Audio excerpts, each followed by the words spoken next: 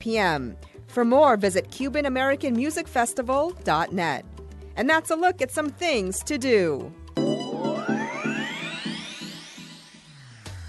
Well, that's going to do it for this edition. I'm Yana Kane from all of us here at LA This Week. Thanks for joining us. A reminder that you can catch us online at lacityview.org. You can also follow and like us on Facebook. We'll see you back here next week for more of LA This Week.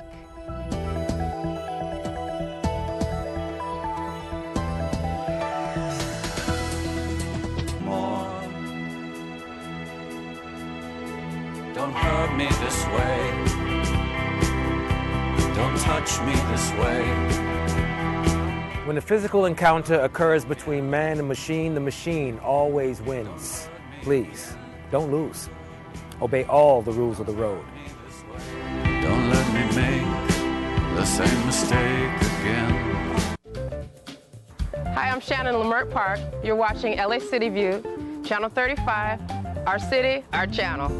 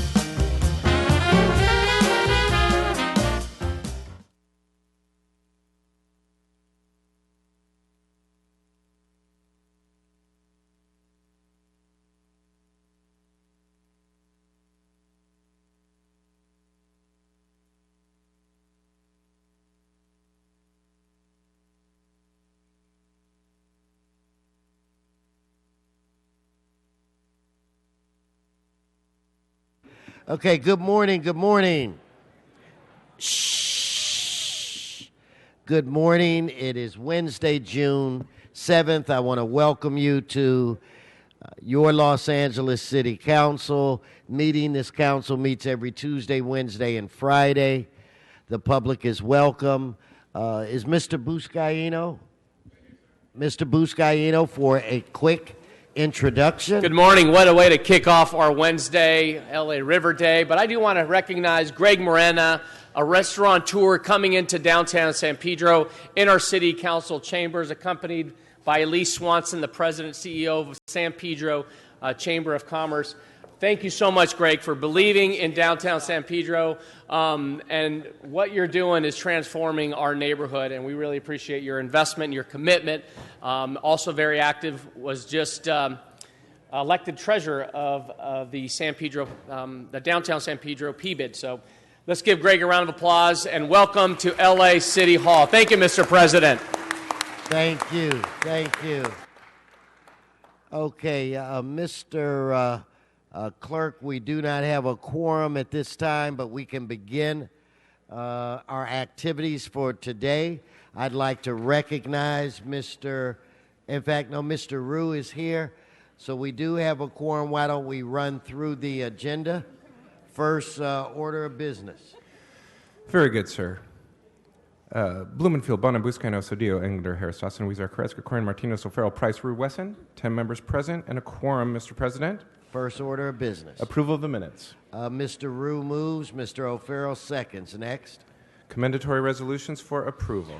Mr. Cedillo moves and Ms. Martinez seconds. Next. Mr. President, the Department of Building and Safety recommends that Council receive and file items 1... Wait. Shh.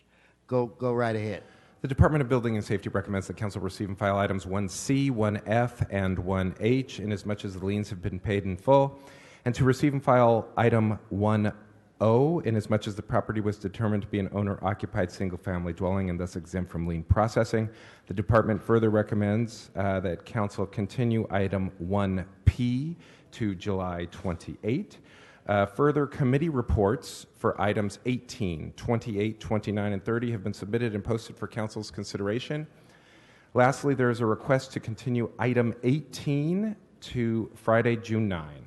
Okay, so ordered. Continue.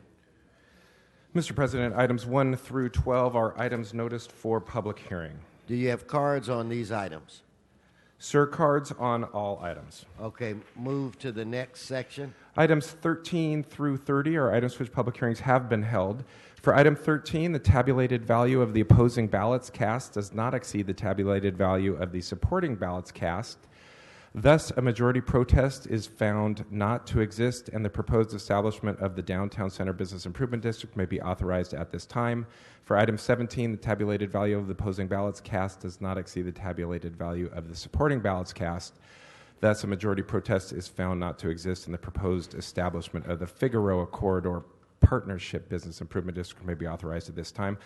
Lastly, please be advised that for item 17, the agenda incorrectly states that there are no city-owned properties within the BID, and there are, in fact, 10 city-owned properties. Okay, so before we proceed, let's hold item 28 for now. Any other specials, members? Then let's prepare to vote on the remaining items. Let's open the roll, close the roll, tabulate the vote. 12 ayes. Mr. Weezer. Forthwith, please. 13 forthwith. Mr. Clerk. Mr. President, those ordinances, including number 13, will go over for a second read in 1 week unless reconsidered later today with 12 members. We have 12 members. We have 12 right now. Oh, very good, sir. So you want to? Do we need to re-vote, or are we good? I'm sorry. No. Julie did announce 12 members. Okay, so we're good. So those will go, and 13 will go forthwith. Very good, sir. Okay, continue. So we're gonna get. I was gonna say something, Alan, but we're gonna just move on. So we're only as good as the information we have in front of us, sir. Items 31 through 38 are items for which public hearings have not been held. 10 votes are required for consideration. Okay, without objection, those items are now before this body. Do you have any cards on these items? Cards on all items, sir. Okay, continue. Mr. President, that would take council to presentations or items called special. Okay, before I call Mr. O'Farrell, is Sean Murphy? Sean, why don't you come forward? Let's get Sean.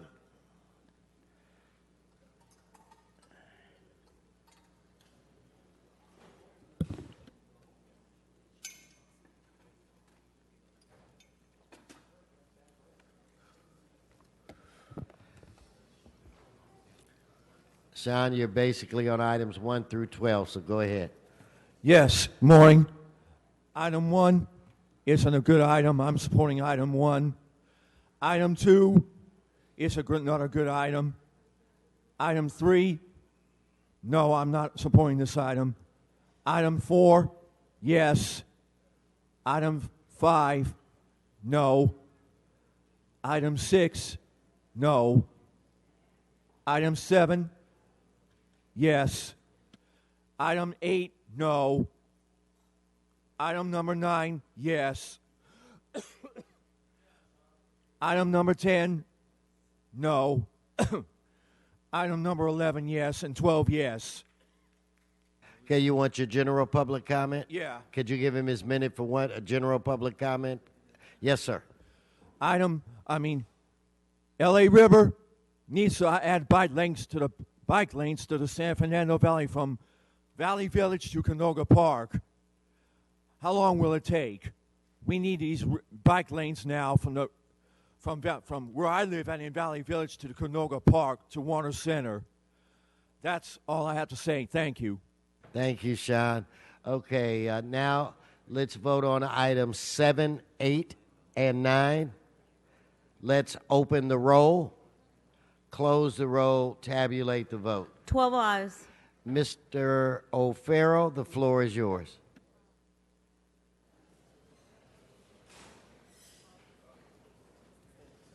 Mr. O'Farrell, I can take up some other items if you'd like. We're good. You're good? We are good. Thank you. Thank you, Mr. President.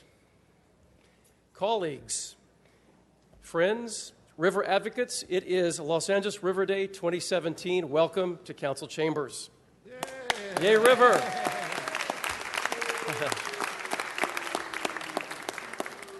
So it is important that we mark this occasion every year and highlight the benefits, the potential, and the successes along the Los Angeles River.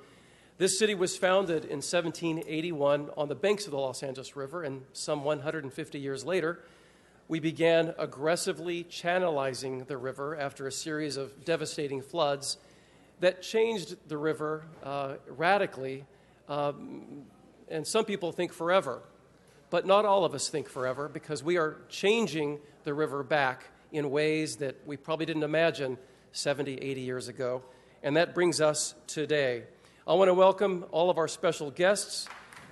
And if you walked in and saw the rotunda and the hallway leading to the council chambers, you see a display of the river's potential, a lot of the creativity that's gone on in recent years, recent months, about imagining what the river could become potentially. And we have exhibitors who are out participating today in the lobby. You'll see the rotunda, you'll see the presentations that they have brought. I'd like them all to rise, and I want to thank all of the exhibitors today. I know that the Friends of the Los Angeles River is here with their River Rover and many other special guests. So thank you, exhibitors, for your participation today. Please rise. Thank you.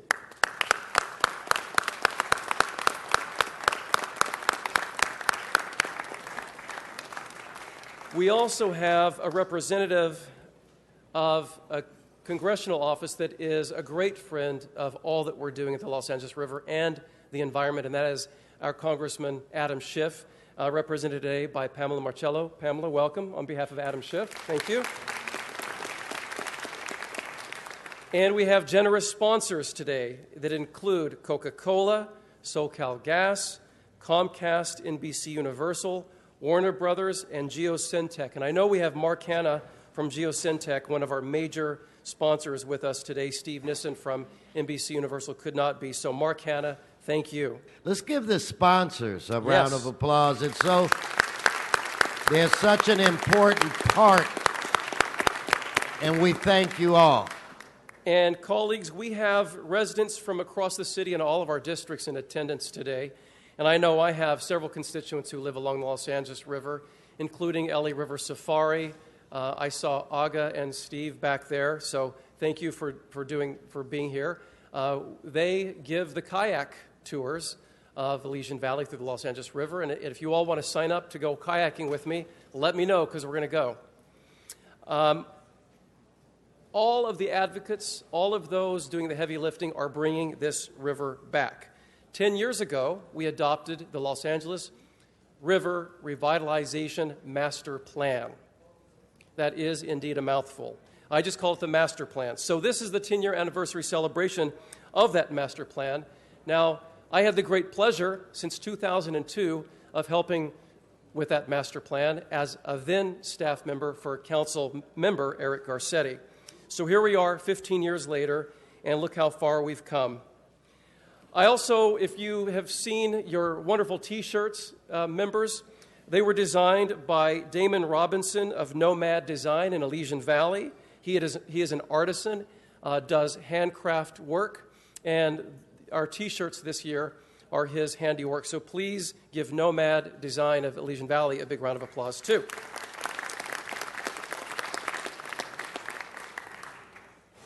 So we're doing a lot of things. We're bringing tools to the Los Angeles River. So much work is happening that people don't necessarily know about. We all approved my initiative, the Enhanced Infrastructure Financing District, a little over 2 years ago now. Now, what that will do is it will establish a permanent revenue stream for river projects identified in the master plan. The master plan is a living document. It has provided a wonderful guide for all of us looking forward. It also provided guidance for the Arbor Study, also known as the Los Angeles River Ecosystem Restoration Feasibility Study. That's another mouthful, but we have a lot to do with the river, so there's a lot of studies going on. But there's also funding coming our way, and that's the good news. So this council approved the Arbor Study 1 year ago. That potentially will bring $1.4 billion of river improvements in the years to come. I'm going to go back to the EIFD, or Enhanced Infrastructure Financing District, again after mentioning that, because we need a local match for all of these projects moving forward.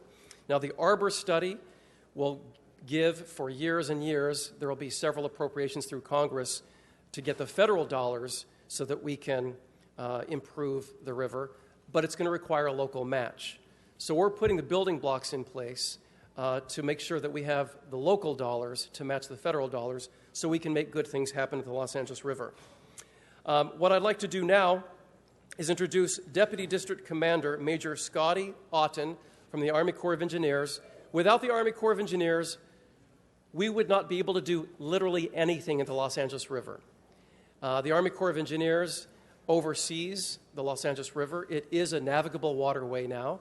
And he's a very, very busy man, and as is his entire team, but they are partners with what we want to accomplish at the Los Angeles River. Colleagues, I present to you Major Scotty Otten. Major, welcome.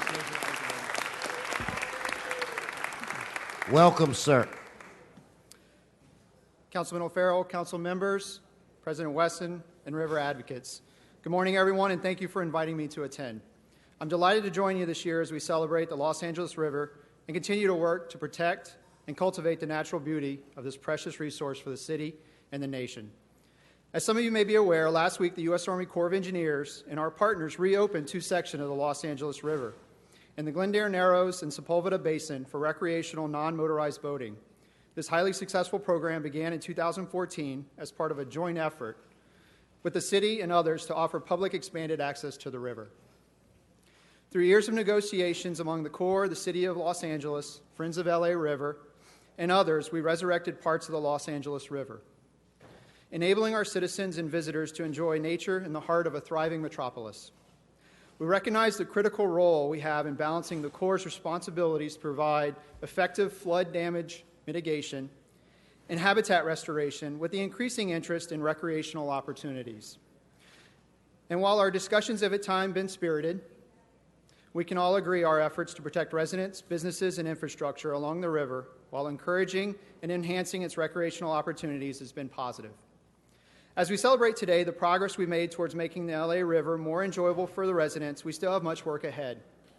Our partnership with the City of Los Angeles is key to our success, and together we're evaluating another number of options to protect and restore this 11-mile stretch of Los Angeles River through the Ecosystem Restoration Project. I know that through our shared discussions and personal relationships, we can reach a suitable solution. Also, the City and the Corps could not possibly have accomplished where we are today on our own. I want to acknowledge the Friends of LA River, FOLAR, and the River LA for their guidance and participation in our joint effort to make Los Angeles River a safer and more enjoyable place for all of us. Lastly, I'd like to recognize National Safe Boating Week, the week of May 20th. So as we move into the summer, I want to take this opportunity to remind everyone that our oceans and waterways can be as dangerous as they are beautiful, and that safe boating and recreation are essential for the well-being of those around the water. And so I would be remiss if I didn't take the opportunity to remind boaters and all who visit the river this summer season to be safe in and around the water and always wear a life jacket. So thank you again for inviting me to take part in this special day. I look forward to the U.S. Army Corps of Engineers continuing our great partnership with the City of Los Angeles, Friends of LA River, and all who envision a Los Angeles River that provides a safe, satisfying recreation and some protection from the efforts of nature's unpredictable behavior. Thank you again.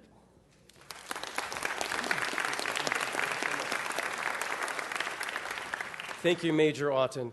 Now, I've had the great pleasure of working with the next speaker for 15 years, and many of us have had the same privilege, and that is the leader of the Bureau of Engineering. Again, we wouldn't be very far without the Bureau of Engineering along the Los Angeles River without the leadership of Gary Lee Moore. Gary. Mr. O'Farrell, the remarkable Gary Lee Moore. Welcome. It's great to be here today and to celebrate River Day in the city of Los Angeles and to be a resident of the 10th District. So it's wonderful to be here. That's why I like that man. Councilman O'Farrell, thank you for your leadership and your tireless support of the river. You care deeply. People don't know about how many meetings we have with you in your office and the effort that you put in to make sure that the river moves forward. It's hard to believe it's been 10 years since this council celebrated and adopted the Los Angeles Revitalization Master Plan. I remember going to the community meetings along with our Chief Deputy City Engineer, Deborah Weintraub, and our project manager at the time, Carol Armstrong. And the community was so supportive of this effort, and they continue to pour out in all of your districts the support that we need to move forward. And now, here we are today.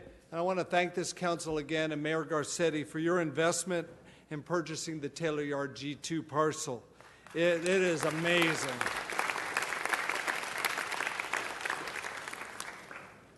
As Councilman O'Farrell said, I've worked on the river for more than 15 years, and it is so rewarding to see these dreams becoming a reality.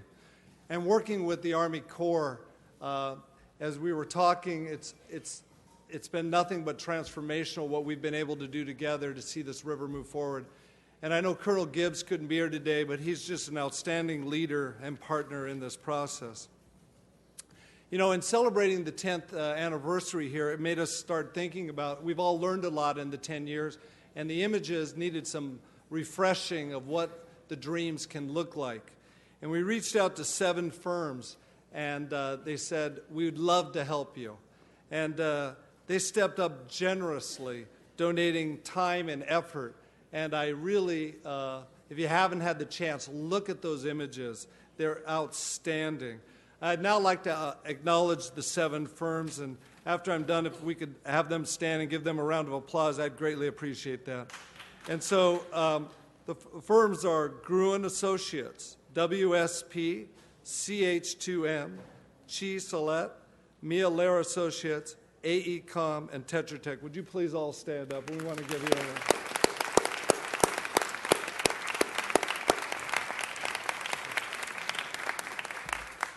And thank you so much for all the departments we're representing here today, too, that are so involved in this effort, and it's a real pleasure to work with all of them. Thank you, and have a great day.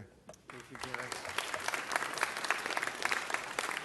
Thank you so much, Gary. Now, colleagues, as you know, for the last 3 years, we've done the River Follies.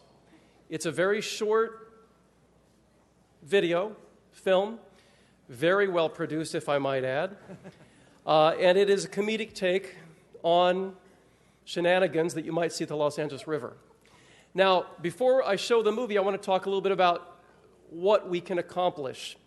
We let our hair down once a year for the River Follies, and that's all good. But make no mistake about it, what we want to do at the river is very, very serious. Working with the grants, funding that will eventually come from the Arbor study, and working with the funding that we will generate locally through the EIFDs, we will be able to accomplish the following: brownfield remediation, habitat restoration, infrastructure improvements, affordable housing. Some of the very things that rise to the top in the city of Los Angeles in terms of the environment and housing folks who need it so badly. And so keep in mind that even though we have fun with this River Follies once a year, the other 364 days of the year, we are focused on making the lives of Angelenos better. So without further ado, and let me just add before you see this video that our Council President Herb Wesson and our colleague Nuri Martinez definitely have a future in acting once their political careers have drawn to a close. I think we'll see them on major television and film, major features on screen. So without further ado, the 2017 River Follies. It's another perfect day on the LA River, a perfect day for a kayak race. Over the years, the Los Angeles City Council has celebrated the Los Angeles River with the Los Angeles River Follies.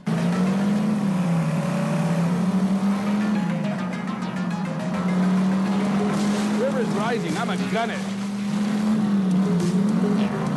The premier competition featuring council members showing what they can do. And it looks like Nori's in the weeds.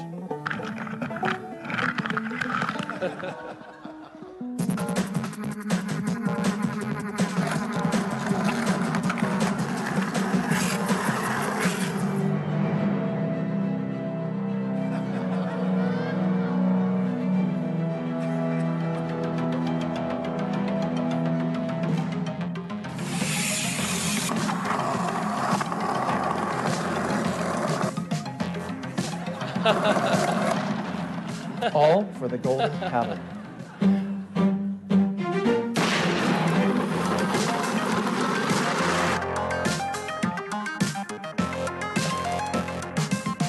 But in the current political climate, we must not compete with one another. We must collaborate and educate ourselves about what we're fighting for.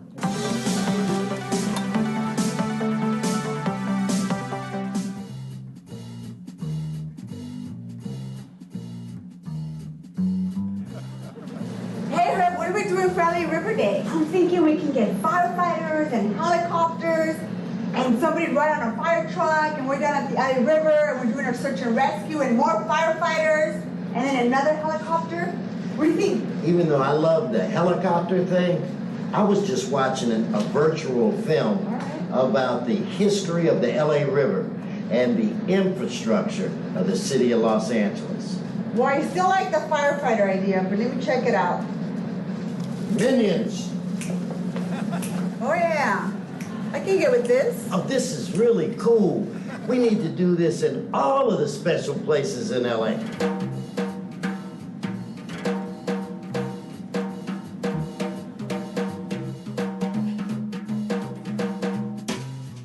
The importance of the LA River to the history of Los Angeles cannot be overestimated. None of us would be here if it weren't for the LA River. Everyone must see this film.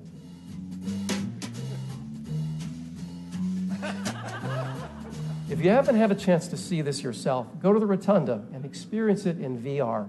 Tom Wanders Around LA, the history of the confluence.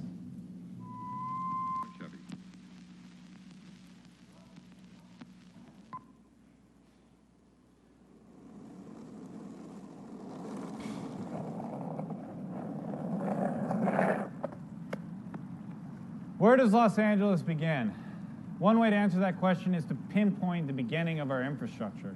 That's why I'm standing here at the confluence of the Los Angeles River and the Arroyo Seco, because this is that exact spot. of the birthplace of our infrastructure. But I'm getting ahead of myself. In 1769, 12 Spanish explorers made their way up from Mexico through California. One of the places they stopped was right here at the confluence. They marveled at its beauty and saw that this could be potentially a pueblo. And we know that because we have access to their travel journal, and I have a quote here. I'll read it real quick. We entered a very spacious valley, well grown with cottonwoods and alders, among which ran a beautiful river from the north-northwest. Towards the north-northeast, there is another riverbed which forms a spacious watercourse, but we found it dry. Dry, or in Spanish, arroyo seco, dry creek, dry wash. Jump to 1781, the year the Pueblo of Los Angeles is founded. 44 people make their way up from Mexico and found the Pueblo of Los Angeles. And that first piece of infrastructure that I talked about was right here. It was a dam. They dammed part of the LA River, and that water fed the Pueblo. Next door, we have this green bridge. That green bridge is a legacy of the Southern Pacific Railroad. They made their connection in 1876. LA was then connected to the Transcontinental Railroad and brought in people, it brought in goods, and it really allowed Los Angeles to grow to 1.5 million people in 1938. 1938, that same year, we had a terrible flood, an incredibly destructive flood. We actually have footage of the flood. If we look over here, we can see just how devastating the waterway of the LA River was. Just millions of dollars worth of damage. So city leaders knew they had to do something about it, so they contacted the Army Corps of Engineers. And the Army Corps employed 17,000 people to lay 2 million cubic yards of concrete along all 51 miles of the LA River. While they were doing that, the 110 freeway was being built. The first freeway west of the Mississippi was being built. We also call it the Arroyo Seco Parkway, and it's called that because it follows the path of the Arroyo Seco. It goes all the way up into Pasadena. And that's interesting because that is the same path that the Native Americans took for thousands of years. Because it was a dry creek, it was an easy pathway up to what we now know as the San Gabriel Valley. And that's the interesting thing with the confluence, is that there are just these layers of different forms of infrastructure. I mean, it really has just been this corridor, this transportation corridor of goods, of people, of water, everything just flowing through here. We have the 5, Metrolink, Gold Line, just everything growing out. That's really just the legacy of the confluence as the birthplace of Los Angeles.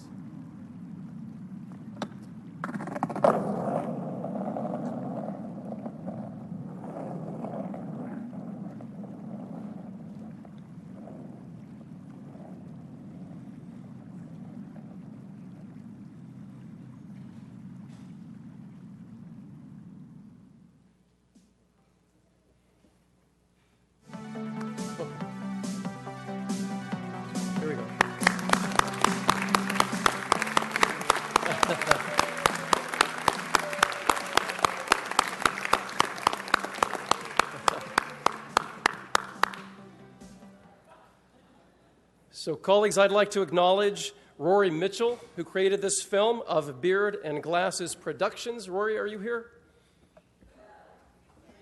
There in the back. Thank you, Rory. Give him a round of applause. And, of course, the stellar cast, headlined by Herb Wesson and Nuri Martinez.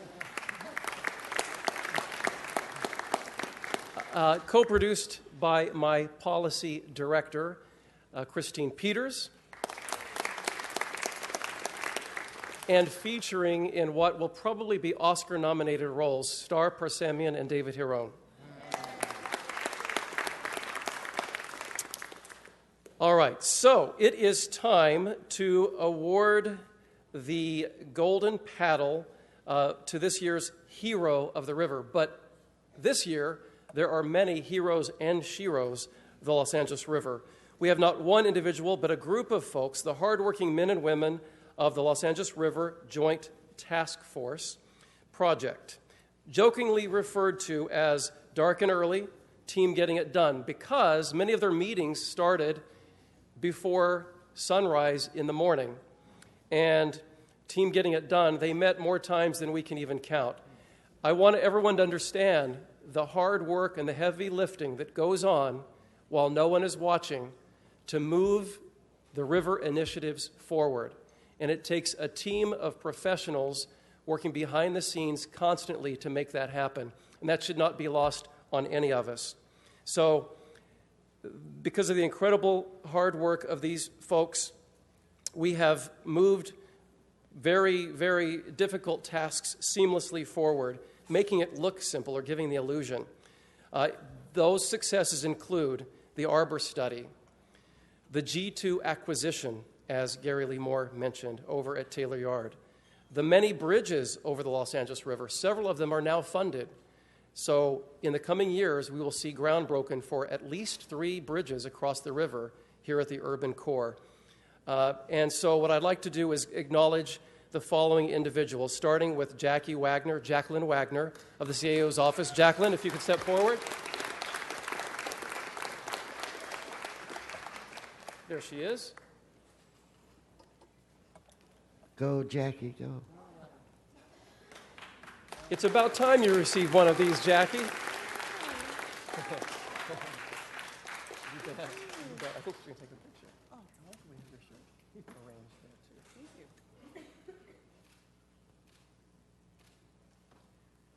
Thank you. You bet. You want to stay for a second? I'd like to next acknowledge Natalie Brill, CAO, and I understand Natalie's not here, but she has a frame certificate as well. Kurt Olguin of the City Attorney's Office. Kurt Olguin, City Attorney's Office. Yes, we have legal hurdles to overcome for the river as well. Kurt, thank you. Oh, you get a T-shirt. What more could you ask for? Oh, it took a... That's right.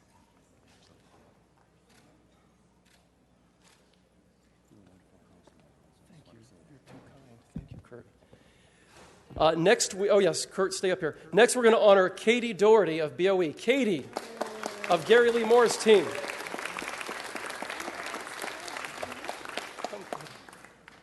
you. Thanks, Katie.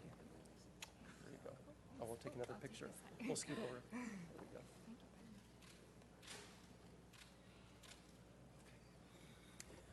we go. Next, I describe this next person as indefatigable because of all she goes through, the twists and turns, the politics. Yes, she deals with it all, and that is Shirley Lau of BOE and our bridge program.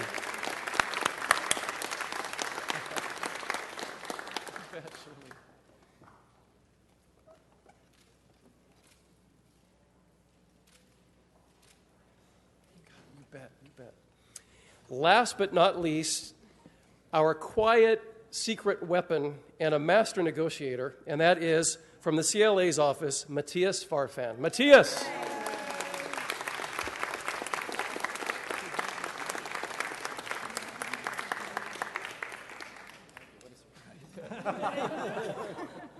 He's also very humble.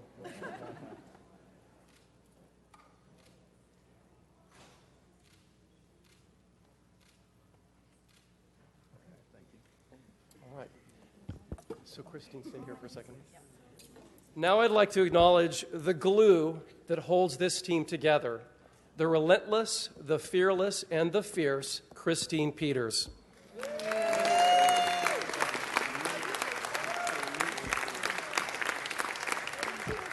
So team, I present with you the golden paddle. You will hold it for 1 year, and you will sacrifice it for the next honorees in a year from now.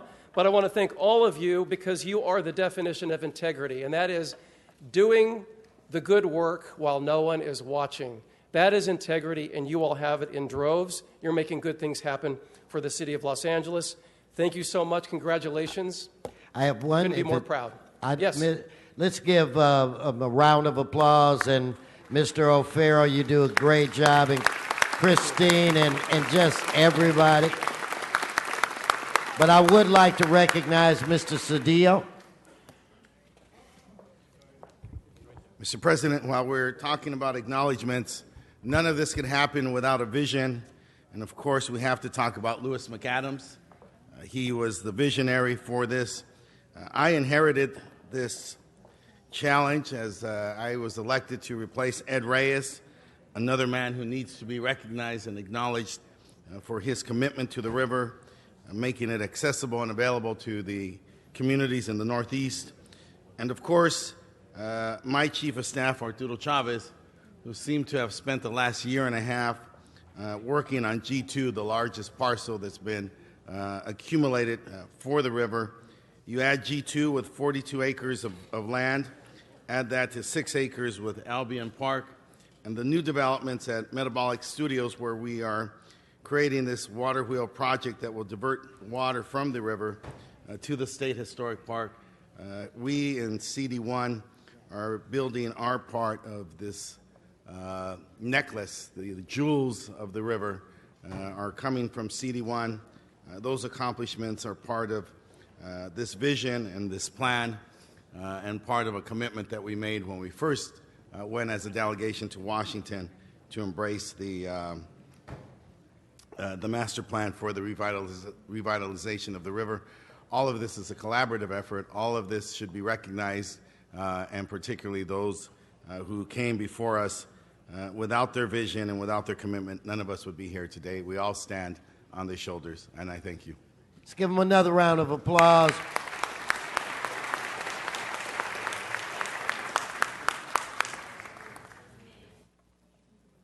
Thank you, colleagues. And thank you, ladies and gentlemen, for attending this wonderful event. Thank you, Mr. O'Farrell. Okay, Mr. Clerk, let's vote on items 1C, 1E, 1H, 1I, 1K, 1M, 1N, and 1O.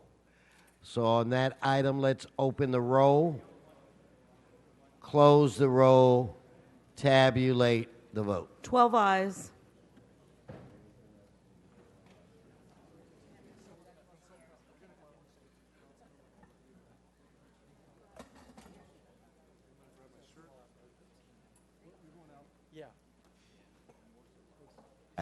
So if we can go to Mr. Previn.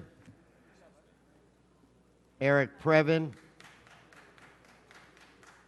Public comment 1A, B, F, G, J, 2, 3, 10, 11, 12, 38.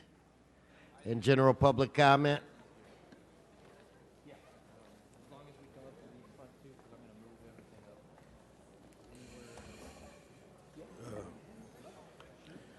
Thank you, sir. It is Eric Previn from CD2, and let me just simply say that was very, very moving. And today being River Day, I'd just like to acknowledge the section called the Yaroslavsky link, which we installed over the weekend in Studio City. This is, I think, one of the miles up near us in the valley. There's still the 12 or 11 miles down below that's going to be made accessible. Come on. This is extremely exciting, obviously. This is deeply moving. Item number 12, sir, is your landside access modernization program. This is what Mr. Bonin has been working on for a while with the attorneys, and it's very exciting at the airport. We're going to get a lot of action going there. Now, Myers Nave, I'm not sure if they've been involved in this or if it's Burke Williams. One of the attorneys has been helping on that. They do need to be cited for doing such a thorough job. And it was so nice to see the cadre of developers in the pews today with AECOM and G2 Tech, and I believe you had up here as well, who was it? Gruen and Associates, Mimi Lair, who's not Mimi Lair, but the woman who does the landscaping and seizes up all the contracts, but isn't even trained as a landscape architect, which I found very interesting. But she's very, very good at getting contracts. Item number 14, obviously, we're happy to see Gaines and Stacy LLP. This is a law firm that worked with Mr. Weintraub President, item on, 14 was already voted on. Oh, so move on, Mr. Previn. Yeah, no, 14 was already approved. I'm agreeing with you, sir. I did not see that. You approved it quickly because you do move diligently. Just stay on the items. Sir, I'm completely on the items, and I appreciate it.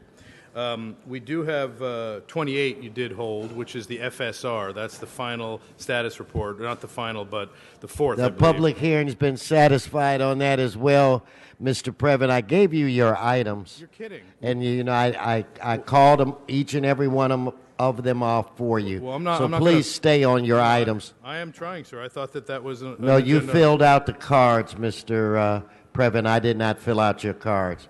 Okay, So it said go that ahead the- and speak on the items that I identified. Sure. No, that's what I'm trying to do. We're getting a little clarification because I thought the financial status report was worthy of comment, but so be it. Let's Mr. move forward. Previn. 38, sir. That's on the agenda. Don't Mr. Fauble, do not interrupt. 38, we are finally getting to one where we can, with approval, speak. It is Mr. Buscaino and Blumenfield are doing something very nice, and it's relevant to the county as well. They're making it possible for some bougainvillea. Now, sir, bougainvillea are prickly, so that's the concern. They're gorgeous. They have the beautiful red. But they do have prickly things, but when you put them next to a roadway, unfortunately this does upset members of the building and safety community, or some community of enforcers. So what we're doing here is we're getting a little permission to do so, and the way it dovetails with what the county's been up. Alan, give him his general public comment minute. Mr. Previn, you have 1 minute. Okay, thank you, sir. Well, today in general public comment, I simply have to acknowledge the diligent work that has been done by ITA at trying to restore a sense of order to the framing of the members of the public who come down to be both honored and also just to redress and bring grievances. They have been working up on the 15th floor in a small little river of wrongdoing, pushing money from the program PEG funds into what can only be described as a self-fulfilling dream of a television studio, but we don't have a need for a television studio, sir. Jimmy Fallon rejected his $25 million television studio. We're not in the television business. That's the thing that has caught us a little bit by surprise when we see almost $30 million being pushed out the door for that kind of an initiative by guys like you who are always out in front of the media saying great things while the roads and curbs. Thank you, Mr. Previn. If I could have Mohammed Atta. I believe you have items 10, 11, and 12. Mohammed.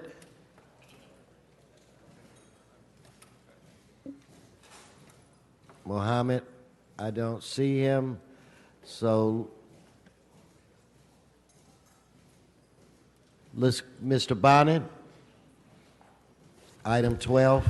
Yeah, thank you, Mr. President. Colleagues, on item 10 and 11, we denied appeals by a couple neighboring cities over the LAMP project.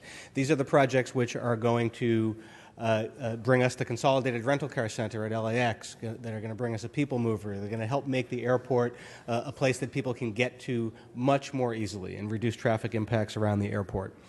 With item 12, we just need to make a technical amendment here so that a Public Utilities Commission issue can have a separate public hearing.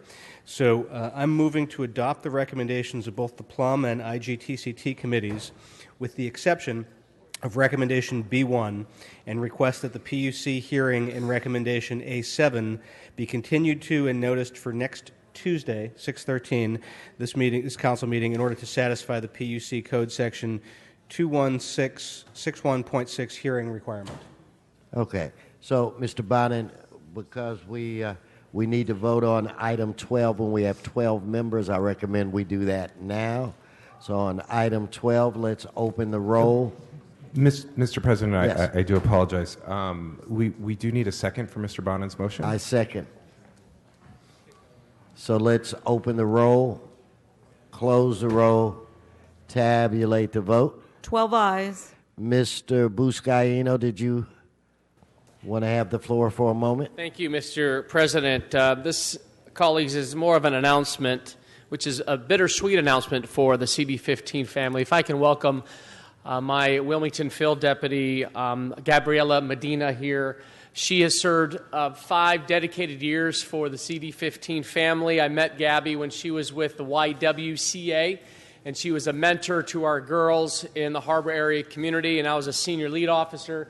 We tackled a number of quality of life issues, but most importantly, get closer, Gabby, and don't cry.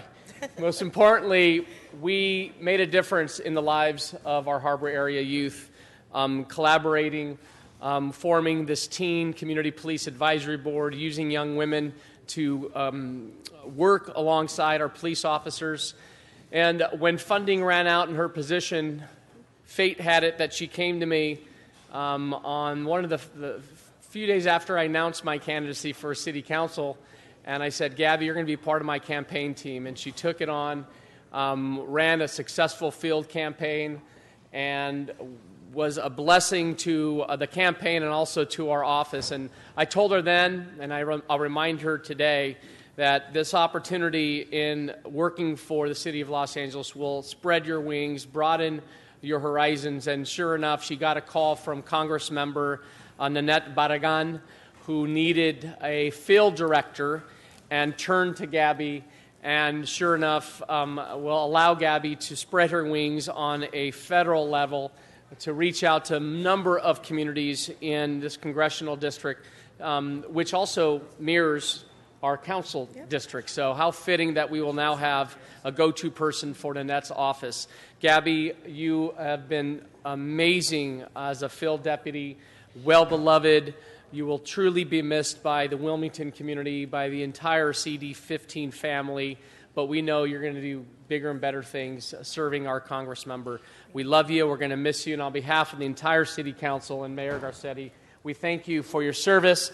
Now, 5 years serving the people of CD15. You're going to be missed, and we love you, and we wish you the best. Thank you so much, colleagues. Good luck to you.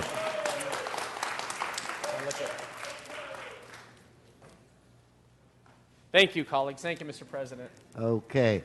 Let's bring up Mr. Walsh, John Walsh, 3235, 1B, 3633, 2, 11, 34, 31, 37, and 1A. Mr. Walsh.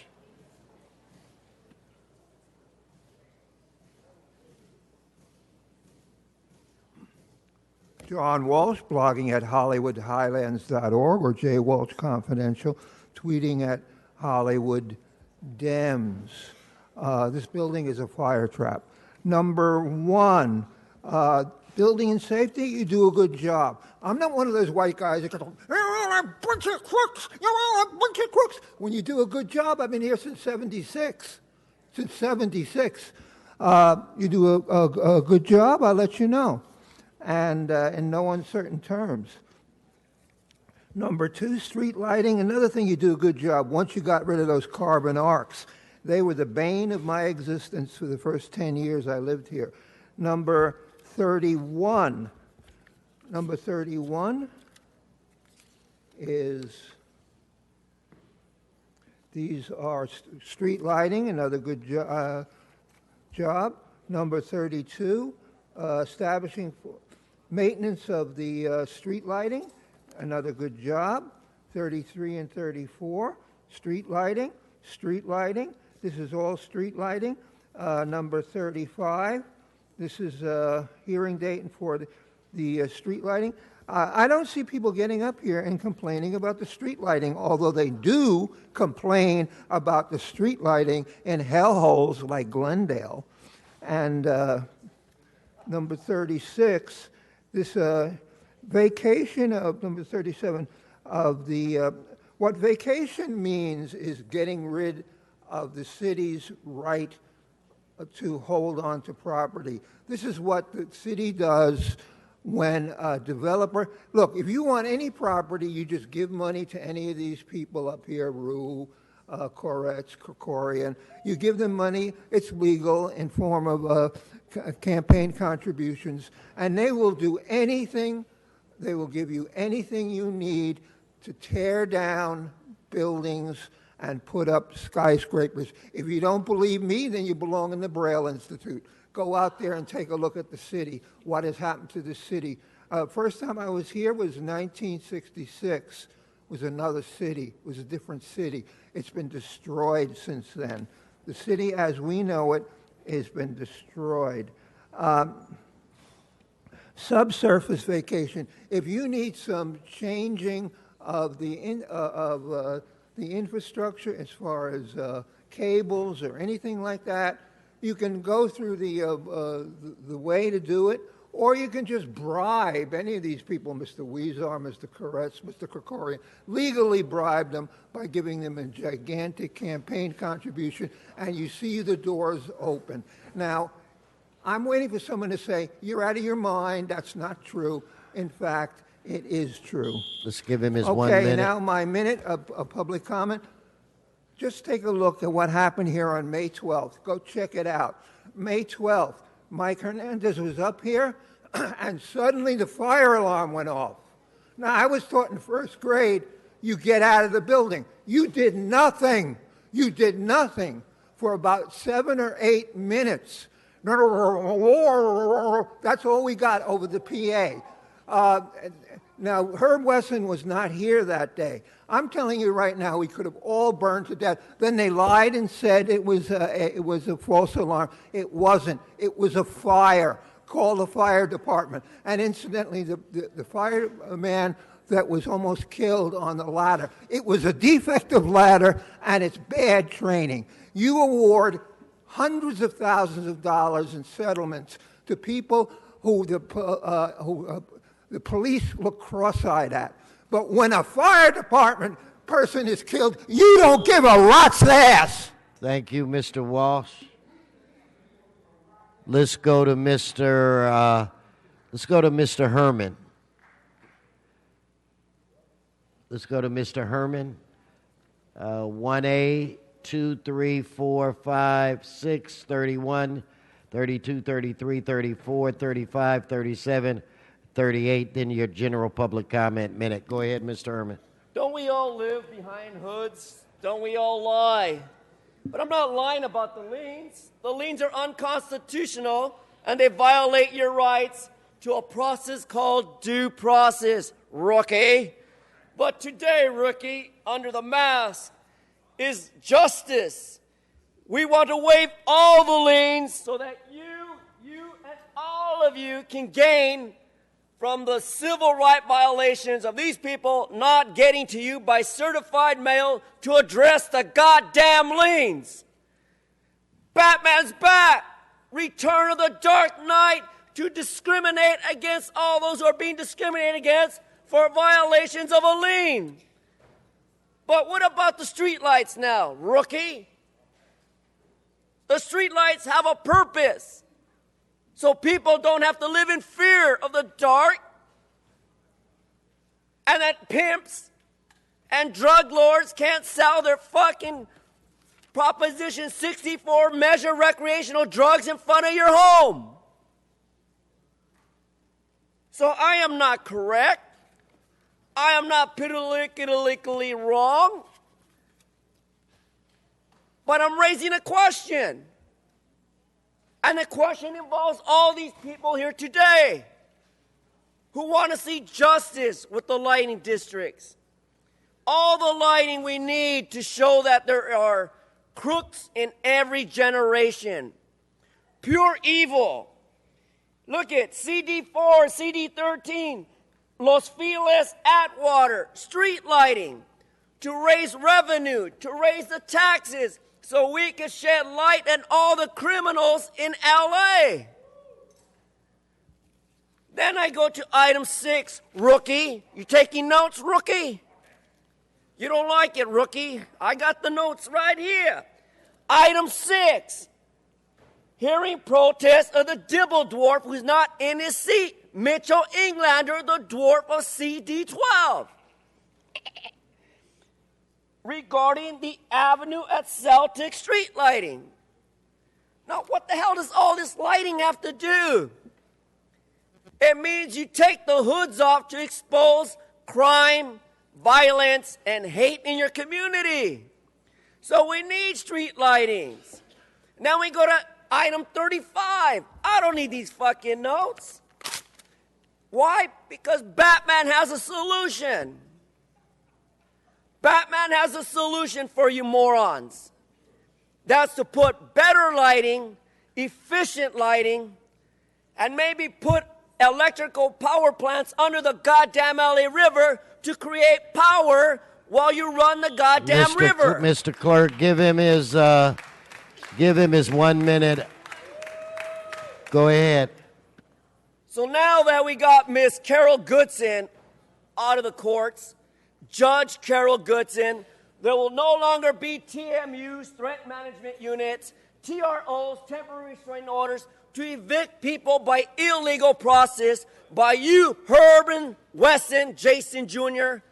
Stop fucking with people in their communities. Stop making up lies. Your real name, for the record, is Herman. Herman Jason Wesson Jr. If it wasn't for your bad breath, I'd be right there telling you to your face. But I can't stand goddamn cigarettes that kill people on a daily basis. We don't want hookah shops. I'm on general public comment, rookie. Shut the fuck up and let us speak. I'm speaking out of my fucking mind. Because I'm tired of corruption. I'm tired of this fucking racketeering that Los Angeles does to the public. So on behalf of the public, gently speaking, fuck you. Thank you, Mr. Herman. Mr. Spindler, give me Mr. Spindler's 1A, DFI, 1M, 2, 3, 4, 5, 6, 10, 31, 32, 33, 34, 35, 36, 37, 1B, C, E, G, H, J, K, N. Good, thank you. Yes. Let's start with the liens. Go ahead, Mr. Puppet. I've reviewed all these liens and they're fucking shit. We don't want no more liens, no more homeless people. We go to CD 14, Mr. Weezer, forgive the lien. In CD 9 on South Olive, please forgive the lien. The nice people are here today. Forgive the liens. Now we get to lighting. That affects a lot of people in the valley who purchase drugs. It's okay. When you purchase drugs, you need proper lighting so you can determine what you're buying, the quality, and the type of leaf, the type of peel, because some of you on the council, particularly Mr. Bonin, knows a lot about this shit. You need proper lighting to buy your fix. Yes, and you need to count the money because under the lights, sometimes somebody gives you a shady bill and you have to make sure it's a proper currency because as you know, the money in this country is valid for all debts, legal and illegal. Thank God. Thank you, Donald Trump, for that shit. Now we get to the LAX. We're going to redesign a lot of shit at LAX. And we're going to do what? Nothing. No traffic congestion. More traffic congestion. Uber, good. Lyft, good. What about the poor taxi drivers that bribed all of you for their concessions? Now they need their refunds. Refund all taxi companies for fees paid the last 10 fucking years. All taxi companies, join Uber and Lyft. Free yourself from these criminal cocksuckers now. Yes. Yes, we don't want to be involved with your crimes. We want to be like Uber and Lyft, honest corporate partners with our fine councilmen, particularly the former drug addict Mike Bonin. Yes, we want to help him. Get back on topic, Mr. Spindler. Oh, you're off topic. Okay, I'm sorry. I'm just a puppet. So now, do we have any maps? If we have, oh, here we go. Issuance of a revocable permit for building. Well, if it's revocable, my ass. There's no such thing. Either a permit is done or undone. Fuck you and your building permits. Okay, let's give him his 1 minute. I got a surprise for you, Herb. Mr. Rossiter, I have a surprise. Yes, a bar complaint. Yes, a bar complaint against Mr. Rossiter, 28 pages long. Happy birthday. Yes, let's see, what do we have here? Perjury, obstruction of justice. Did you know that the LA City Attorney's Office is a law firm? I didn't know that. So all 700 of you city attorneys are all subject to the same violations by complicity. See, I jacked myself off too long. I got good legal counsel. You're going to need the same. Thank you. Okay, let's now, Madam Clerk, we're going to vote on items 2 through 9, items 11, items 31 through 37.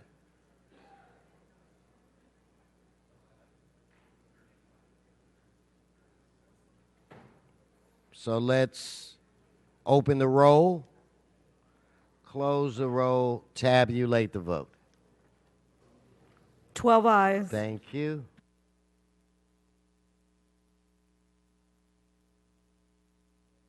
I'm going to start taking some general public comment. If I could have that on my screen, please.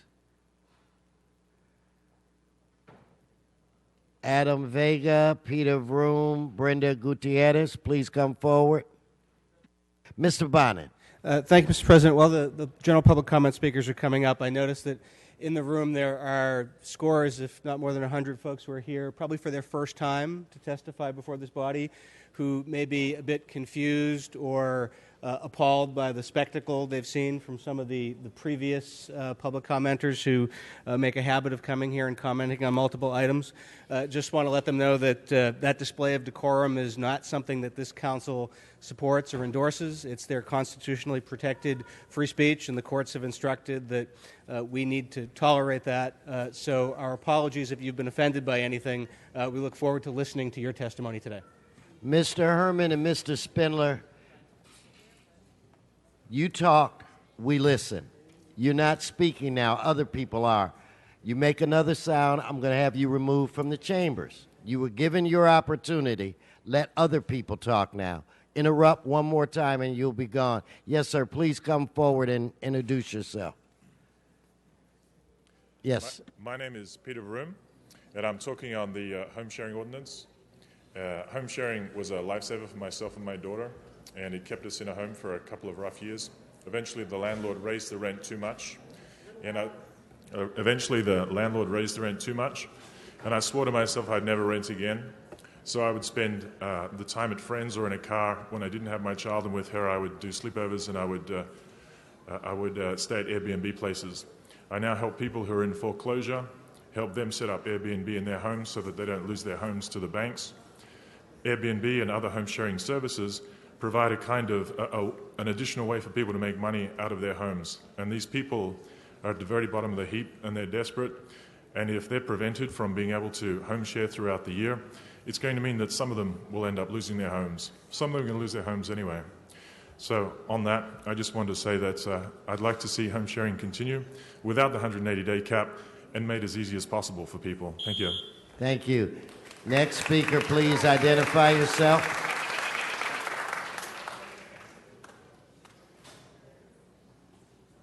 Yes, sir. Hi, my name is Adam Vega. I host in the tourist district of Hollywood.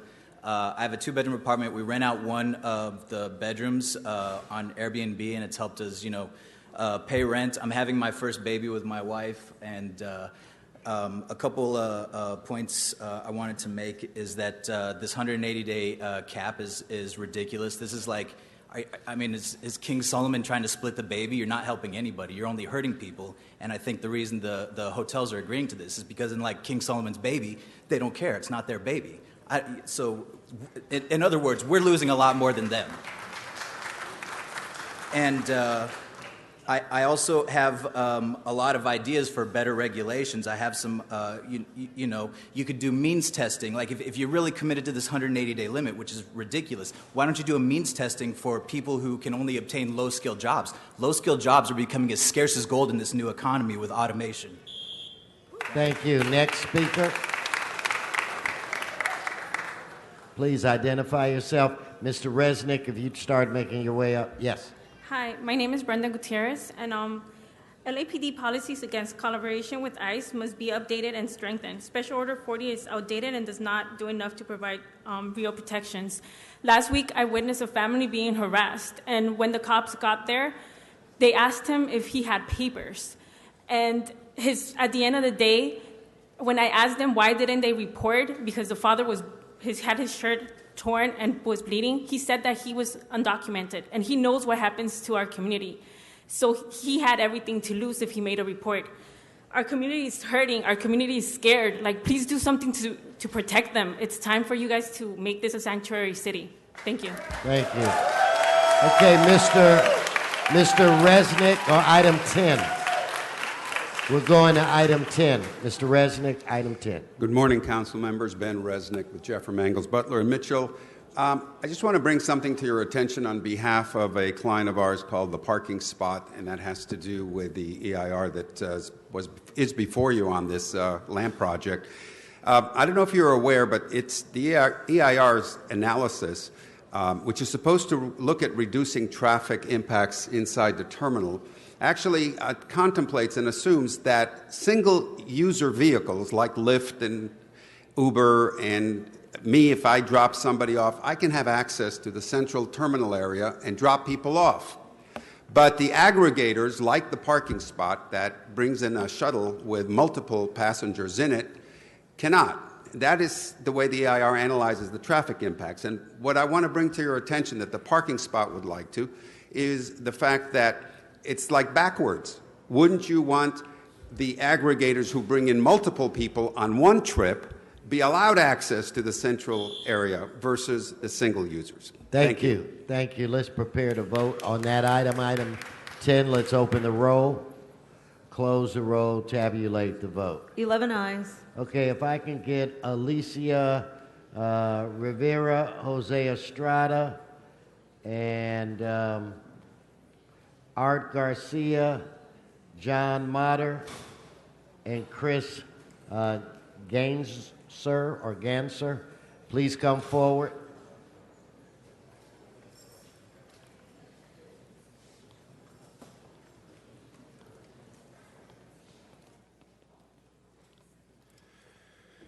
Good morning. My name is Chris Ganser. I live in Council District 13, Mitch O'Farrell's district. Hello. I'm begging you guys, the reason why they did this limit was to shut down the bad guys, okay? And the folks that share our houses were not the bad guys. I was absolutely facing foreclosure.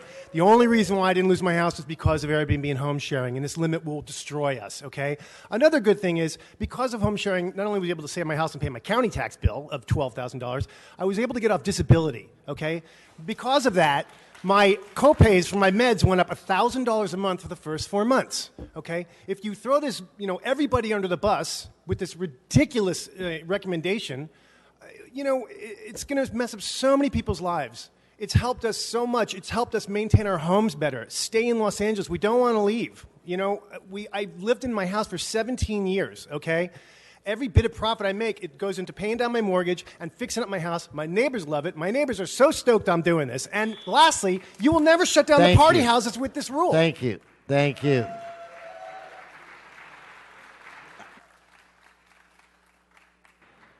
Please come forward. Yes, sir. Buenos días. Mi nombre es José Estrada.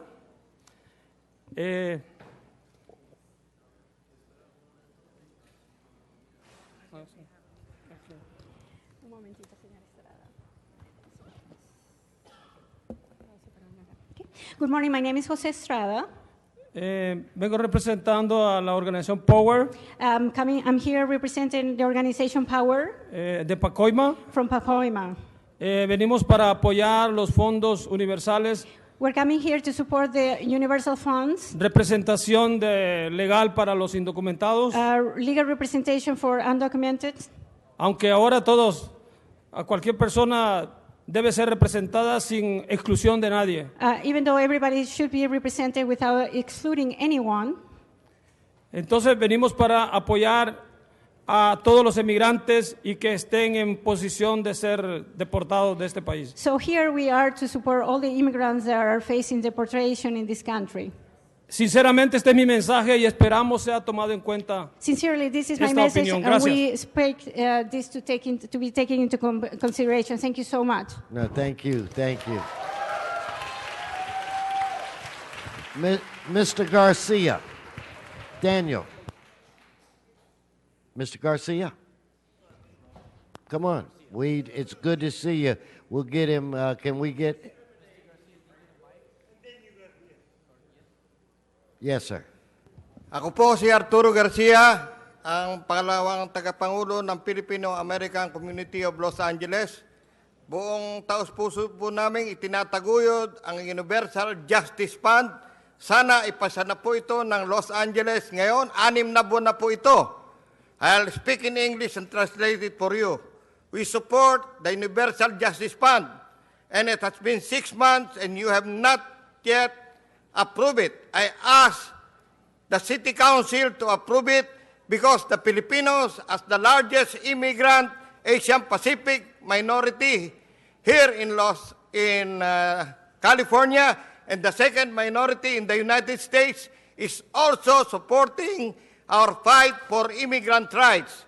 And I implore the City Council, and I know you will do the good thing, please approve the Universal Justice Fund for all immigrants. Maraming salamat po. Thank you, sir. So if I can get Daniel Garcia, Stephanie Woods, Brian Barajas, Promise Lee, that's Daniel. Good morning, City Council. I'm Daniel Garcia. I'm a new system advocate for the member of Kalai. About 10 years ago, I came here warning the City Council about this noise about housing, affordable housing, and it was this noise. I came in late, and here is the noise again. No affordable housing at all. And now I'm here, 10 years more, and the noise is like this. When is the noise going to be stopped? And when is it going to be the noise going to get in? When more people need to be affordable and affordable housing for all. Thank you, Mr. Garcia. Thank you. Next speaker.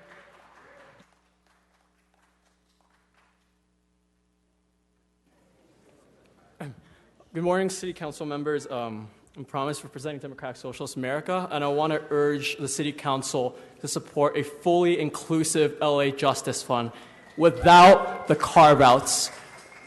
All immigrants and everyone, it's a basic human right to have universal representation and have due process for all, and I urge the City Council to speed up the process and propose a inclusive LA Justice Fund without these carve-outs. Again, without the carve-outs. That's it. Thank you. Sir, can you repeat your name for me? What's your name? Promise Lee. Promise Lee? Mm-hmm. L.I. Thank you. Speaker, Mr. Barajas? I turned in a leaflet, Don't Swallow the Induced Pessimism. The New World Economic Order is already in place. I think the historical standing is such that after Kennedy's assassination, you have had a culture outlook of disease against the human race as a whole. Our solutions from the LaRouche Political Action Committee is to restore the sanity of a mankind that looks 100 to 200 years ahead, which entails that the fusion energy program that we have, if we are to unleash this process, starts from the separation of the banks, called the Glass-Steagall measure. Then you'll see that the process of economy starts to progress because the federal government starts to provide the credit that is much needed right now. Thank you. I'm going to call the next group of speakers. Rebea Sen, are you here? Rebea Sen, are you here? After Rebea, the next speaker is Sissy Trin, Lois McCune, Kendall Mayhew, and Mirla Maldonado. Can you please line up if I called your name? Sissy Trin, Louise McCune, Kendall Mayhew, and Mirla Maldonado. Whenever you're ready, ma'am. Go ahead. Yes. Good morning. I am Rabia Sen with Esperanza Community Housing Corporation. We work with low-income communities of color in South Central Los Angeles, especially made up of immigrant communities. Esperanza is here today to stand in solidarity with all our communities, especially our immigrant communities, to ask that you please act swiftly to make sure that the Los Angeles Justice Fund is inclusive and sustainable and that the city enacts strong sanctuary policies. Throughout the city and throughout the state of California, the collaboration between immigration enforcement and local law enforcement continues to facilitate deportations, raids, and immigration arrests. Our community members are living in fear. They're living in fear of raids, of deportation. Families are being torn apart. Neighborhoods are being torn apart. It is unacceptable. We really need you to stand up and protect our communities. Due process for all and strong sanctuary policies. Please. Next speaker, Sissy Trin. Are you here? Followed by Lois McCune and Kendall Mayhew. Go ahead. Hello, my name is Sissy Trin. I'm the Executive Director of SICA, the Southeast Asian Community Alliance, and we do youth organizing in Chinatown and Lincoln Heights. My family came here as refugees from Vietnam seeking sanctuary from war. The city of LA was founded on principles of sanctuary from poverty, from violence, and from discrimination. And we have an opportunity to codify our values as a sanctuary city, but we must do it with urgency. We must protect immigrants. We must ensure that we have a justice fund that is completely inclusive.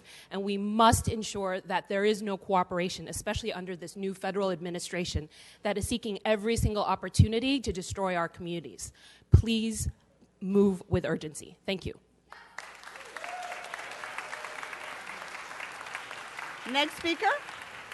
Next speaker. Next speaker. Are you Ms. McCune? Hi, I'm a member of the Democratic Socialists, and I am a teacher here in Los Angeles.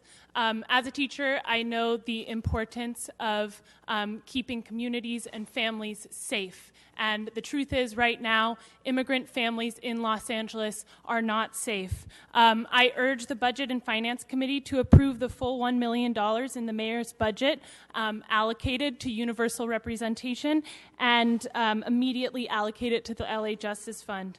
We are in the middle of a crisis with the federal government targeting immigrants, ramping up immigration enforcement, and undermining the basic due process rights of our immigrant community members. We need the city to support our immigrant communities in the face of this crisis. We need this now.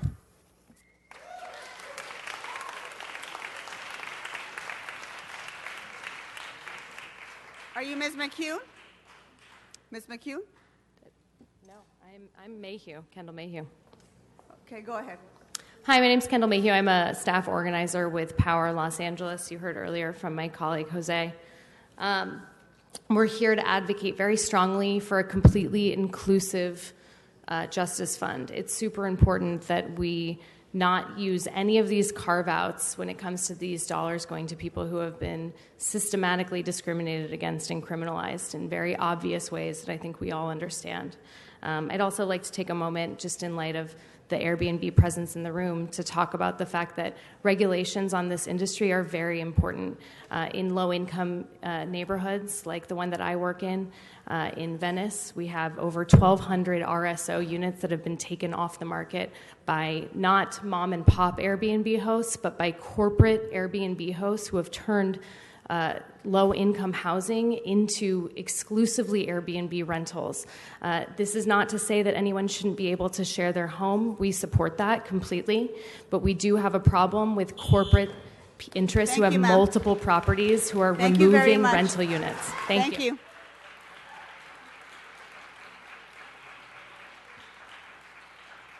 I called Louise McCune. Are you here? There is no one here by Louise McCune. Okay, the next speaker is Mirna Baldonado. I'm an organizer of the Filipino Workers Center, and I'm here to support the passing of the fund for universal representation without carve-out. And so removal defense is the most pressing legal need facing our immigrant community members. People who are detained are most in need of lawyers. Nearly 70% of detained immigrants in the LA area do not have lawyers. People with lawyers in their immigration cases succeed nearly 5 times as often. A week ago, a member of our Filipino community, where in LA we have the largest Filipino concentration outside of the Philippines. And so this man came and he was fearing for being detained if he was doing a check-in. And so we helped him. But where would this man go? He has no criminal record, and there's so many of them. And thank you. So we urge you, the Budget and Finance Committee, to approve the your full time is $1 up. million budget. Thank you very much. Mr. City Clerk, before I return back to public comment, let's go ahead and take up item number 28, members. And Madam President, for item 28, there is an amending motion 28A that has been circulated and posted for Council's consideration. Very well. I don't see any members on the queue. I don't have any speaker cards. Let's go ahead and vote on that item. Let's open the roll, close the roll, and tabulate the votes. 11 ayes. Okay, thank you. Let's move on to, yes. And just for the record, it was a technical amendment, not requiring further public Correct, comment. technical amendment. Thank you. Let's move on to item 38. Mr. Kokorian. Item 28, forthwith, please. Forthwith for Mr. Kokorian on item 28. Let's bring up item 38. I have one card.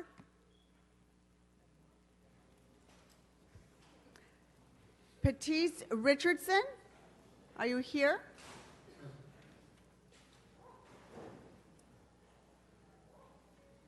Petite Richardson. There is no one here by that name. Patrice Richardson. Okay, so let's go ahead and open the roll, close the row, and tabulate the votes. 11 ayes. Thank you. Let's move on to item number 1. Mr. City Clerk.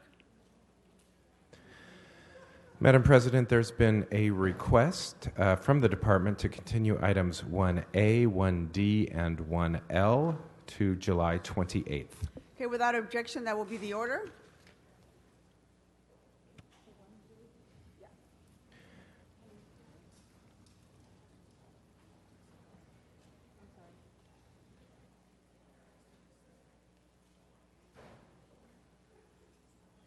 Okay, we have one speaker for 1A on item 1A. Germán de la Cruz, are you here? Germán de la Cruz, I don't see anyone by that name. That item's been continued. That item's been continued for 30 days. That puts us at June 30th. I'm sorry, Madam President. We just, per the department's request, had continued Something's wrong that. with your mic. I can't hear you. We just continued that item per the department's request to July 28th. Okay, July 28th on item 1A. Okay,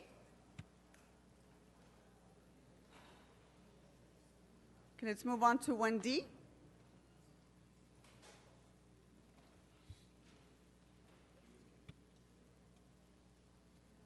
We have a card on 1D. It's been continued, but if you're here, Ernesto Flores, are you here? Ernesto Flores. This item has also been continued. Madam President, till July 28th. July 28th, item D has been continued. I don't see the speaker here, so let's move on.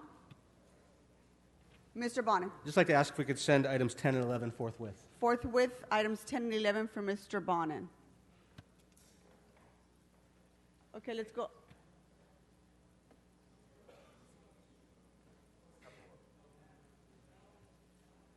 We're going to get ahead and vote on the balance on item 1. Let's open the roll, close the roll, and tabulate the vote. 11 ayes. Very well.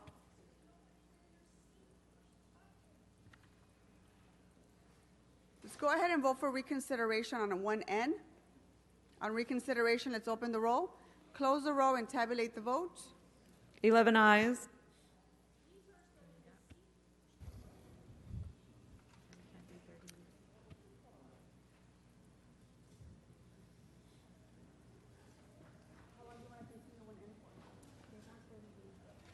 Okay, we're going to continue item 1N for 30 days, which is July 28th.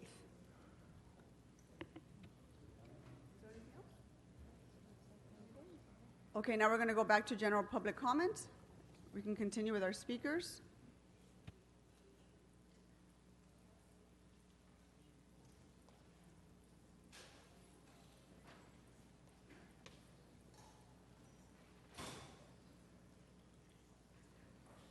Okay, our next speakers are Du Kang. Du Kang, are you here? If you can ask you to please line up. Jose Sanchez, John Motor, Ron James, and Isaac Price. If I called your name, can you please come up to the podium and line up? And our first speaker is Mr. Kang.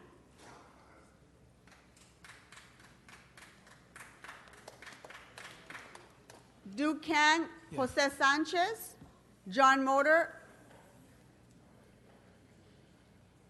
Ron James, and Isaac Price. Go ahead, sir. Hi, I'm Du Kang with Kiwa, Koreatown Immigrant Workers Alliance. I'm here as a Koreatown resident at Koreatown community and also as a Korean American immigrant myself. I do support LA Justice Fund and without any carve-out.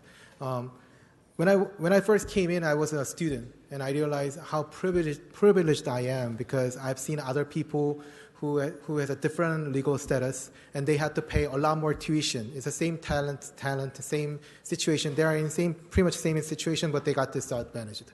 And now with the LA Justice Fund, I mean, I feel like this is a benefit they need to get as a community members in the United States, and also there should be no carve out at all. Thank you. The next speaker is Jose Sanchez. Go ahead. Hi, good morning, Council. My name is Jose Eduardo Sanchez, also with Kiwa, the Koreatown Immigrant Workers Alliance. I live in District 10. A lot of our members live in District 4 and District 10. I'm here to really urge action on this LA Justice Fund. It's been 6 months that our communities have been waiting, 6 months that they've been living in fear, 6 months that they have been not just afraid of deportation, but of going to the doctor, of sending their kids to school, of reporting crimes. And I think the LA City Council needs to send a message, a strong message, and a message now that they support our immigrant community here in Los Angeles. And one of the first steps is seeing action on the LA Justice Fund that has been sitting there for 6 months. We ask you for the full amount, the full $1 million, and of course, as my colleague said, for no carve-outs. We see due process as something that's remedying wrong of immigrants being excluded from due process, and I think LA Justice Fund needs to include everyone to remedy this. Thank you so much for your time. Thank you. The next speaker is John Motter, followed by Ron James, and Isaac Price. Hi, my name is John Motter. I'm a resident of CD 13, and I'm a Marine Corps veteran. And I'm here to speak in support of the LA Justice Fund and against any carve-outs. And I'd like to illustrate a reason why making any exceptions or carving out anything, especially for people with criminal records, is such a bad idea. Currently, many of my brothers and sisters who serve in the military have been deported, oftentimes for minor crimes. These people were returned from combat zones with post-traumatic stress disorder, may have committed minor assaults or got caught with drug use because they couldn't get medication from the VA, and were not afforded attorneys when they were in front of an immigration judge and were deported because of that. They weren't able to argue any mitigating circumstances, and these are the rights these people fought for the rest of America, and we can't even give them a right to an attorney. I think that's outrageous and why this is such a terrible idea. Thank you. Thank you. The next speaker is Ron James, followed by Isaac Price. Hi, I'm Ron James, and I'm a resident in District 9. And I just wanted to briefly address you guys about the upcoming decisions regarding Airbnb.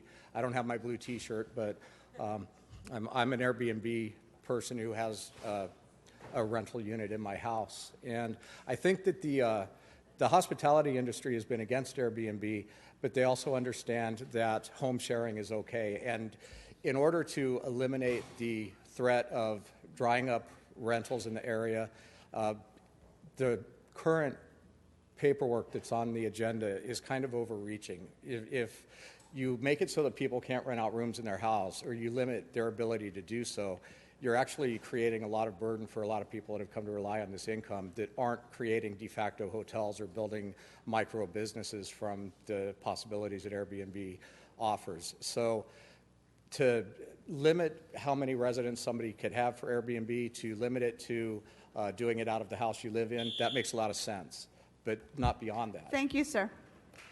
The next speaker is Isaac Price. Hello.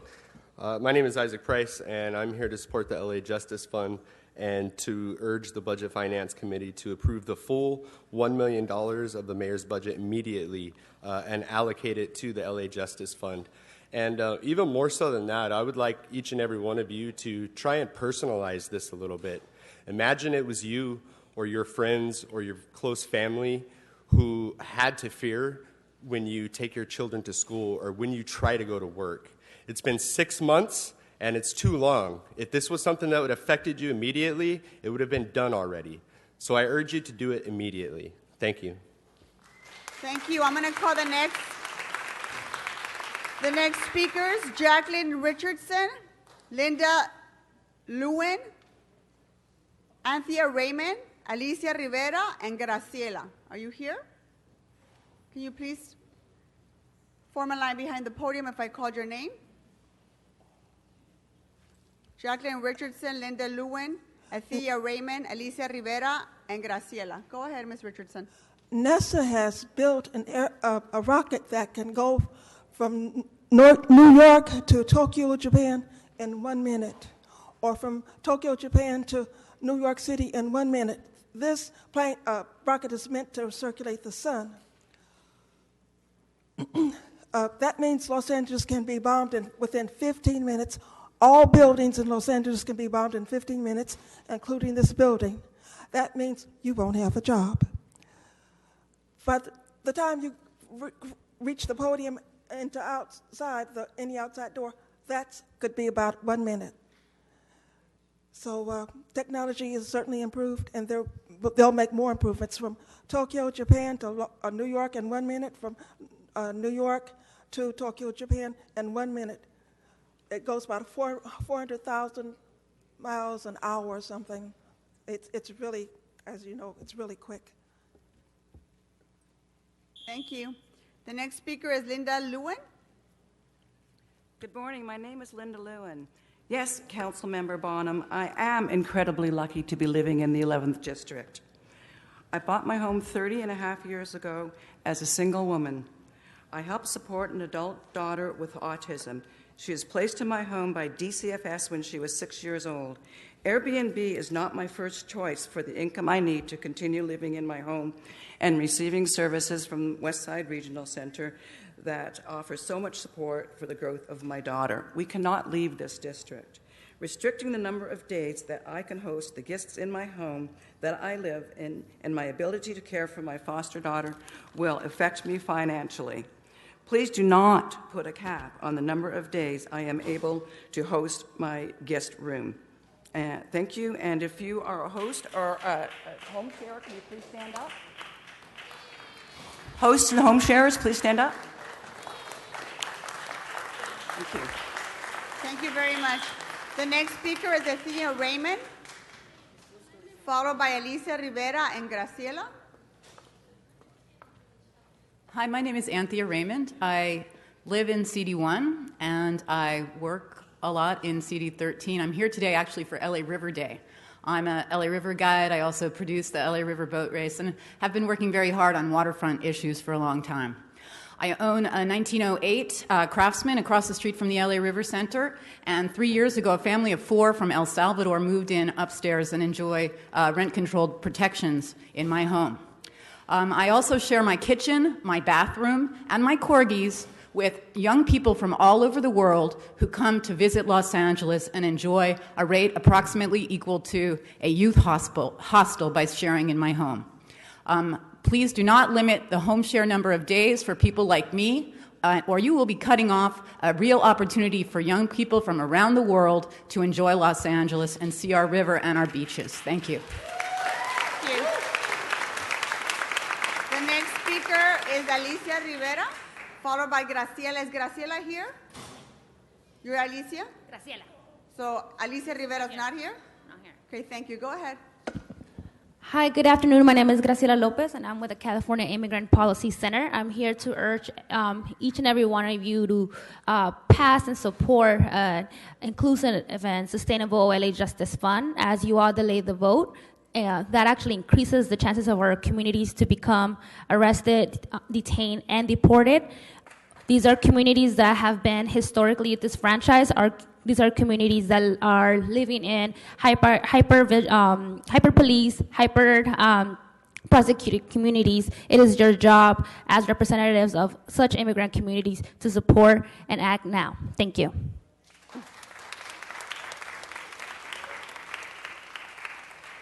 I will call the next group of speakers: Vanessa de Leon, Sandra Obando, Falsok, hope I pronounced that correctly, Falsok or Falsok, Marvin Vargas, and Farnoosh Khalipur. Go ahead. Hello, my name is Vanessa de Leon. I'm with the Youth Justice Coalition, and I'm here to ask all of the council members to fully support the LA Justice Fund and allocate the $1 million to the funds, as well as another $1 million the following year, and continue increasing the funding that goes to universal representation for all. I have had 2 uncles who have been deported within the last 10 years. For one of those uncles, my family had to come together in order to gather $3,500 to pay for an immigration attorney during his deportation proceedings. The attorney only showed up to one court date, and did not know what to do in order to support him in that process. He was deported, and we're still trying to get him back home, since he has been here in Los Angeles City since he was 13 years old. It not only has had a negative impact on him, but also our family here. So I ask you to please support the LA Justice Fund. Thank you. Thank you.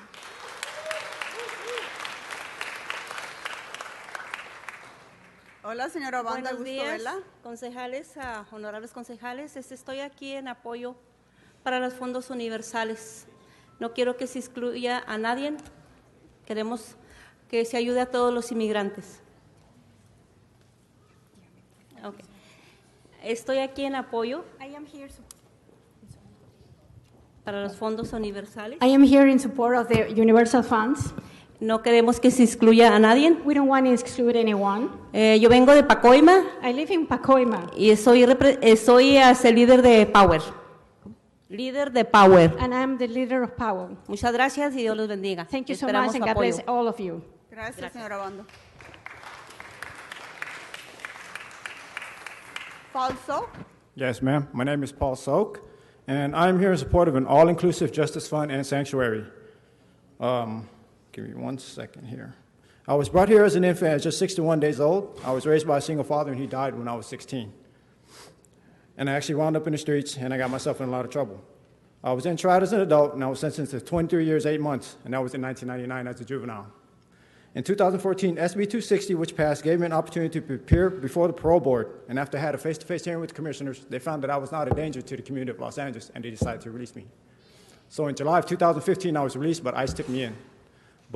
So my ongoing deportation process, I currently have a removal proceedings open right now as we speak, and I'm still facing deportation to a country I have never set foot in ever. It's not even the country I was born in. But since I've been out, I've volunteered, I've been in the community, I've done stuff in my church, I've fed the homeless, I've gone out and done a lot of things. And so there are a lot of others like me, but the exclusion message says that any good we do is not worth anything. that no matter what we do, we're not worth anything, not even a single penny. Thank you.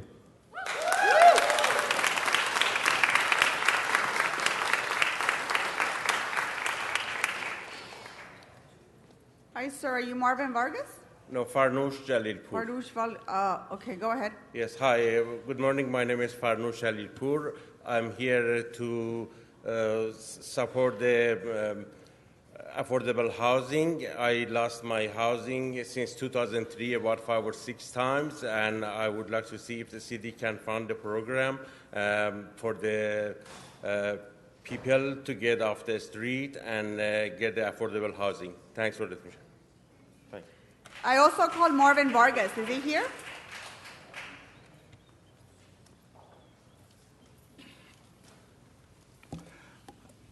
I was here yesterday to speak on Aline Garber Avenue, and a councilwoman, can't remember her name now anymore, Mendoza or something, managed to deprive me from speaking. Her secretary came out and said that the reason why I was deprived was because building and safety have to do something. According to her, that was a good reason to deprive a citizen from speaking.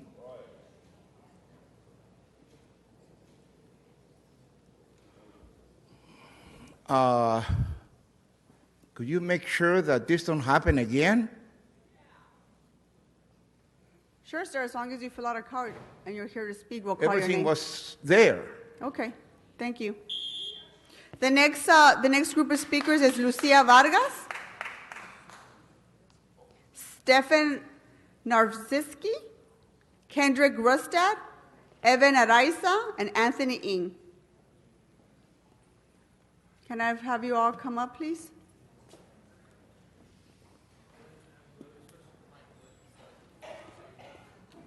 Hi, my name is Lucia Vargas. I am a proud Angelino. I'm sure all of you guys are, otherwise you wouldn't be representing us.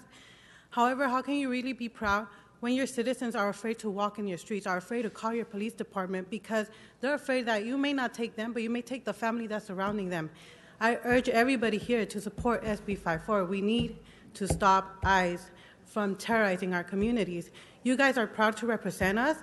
You guys need to show that. You need to show our community, our brothers and sisters, and your neighbors that you care.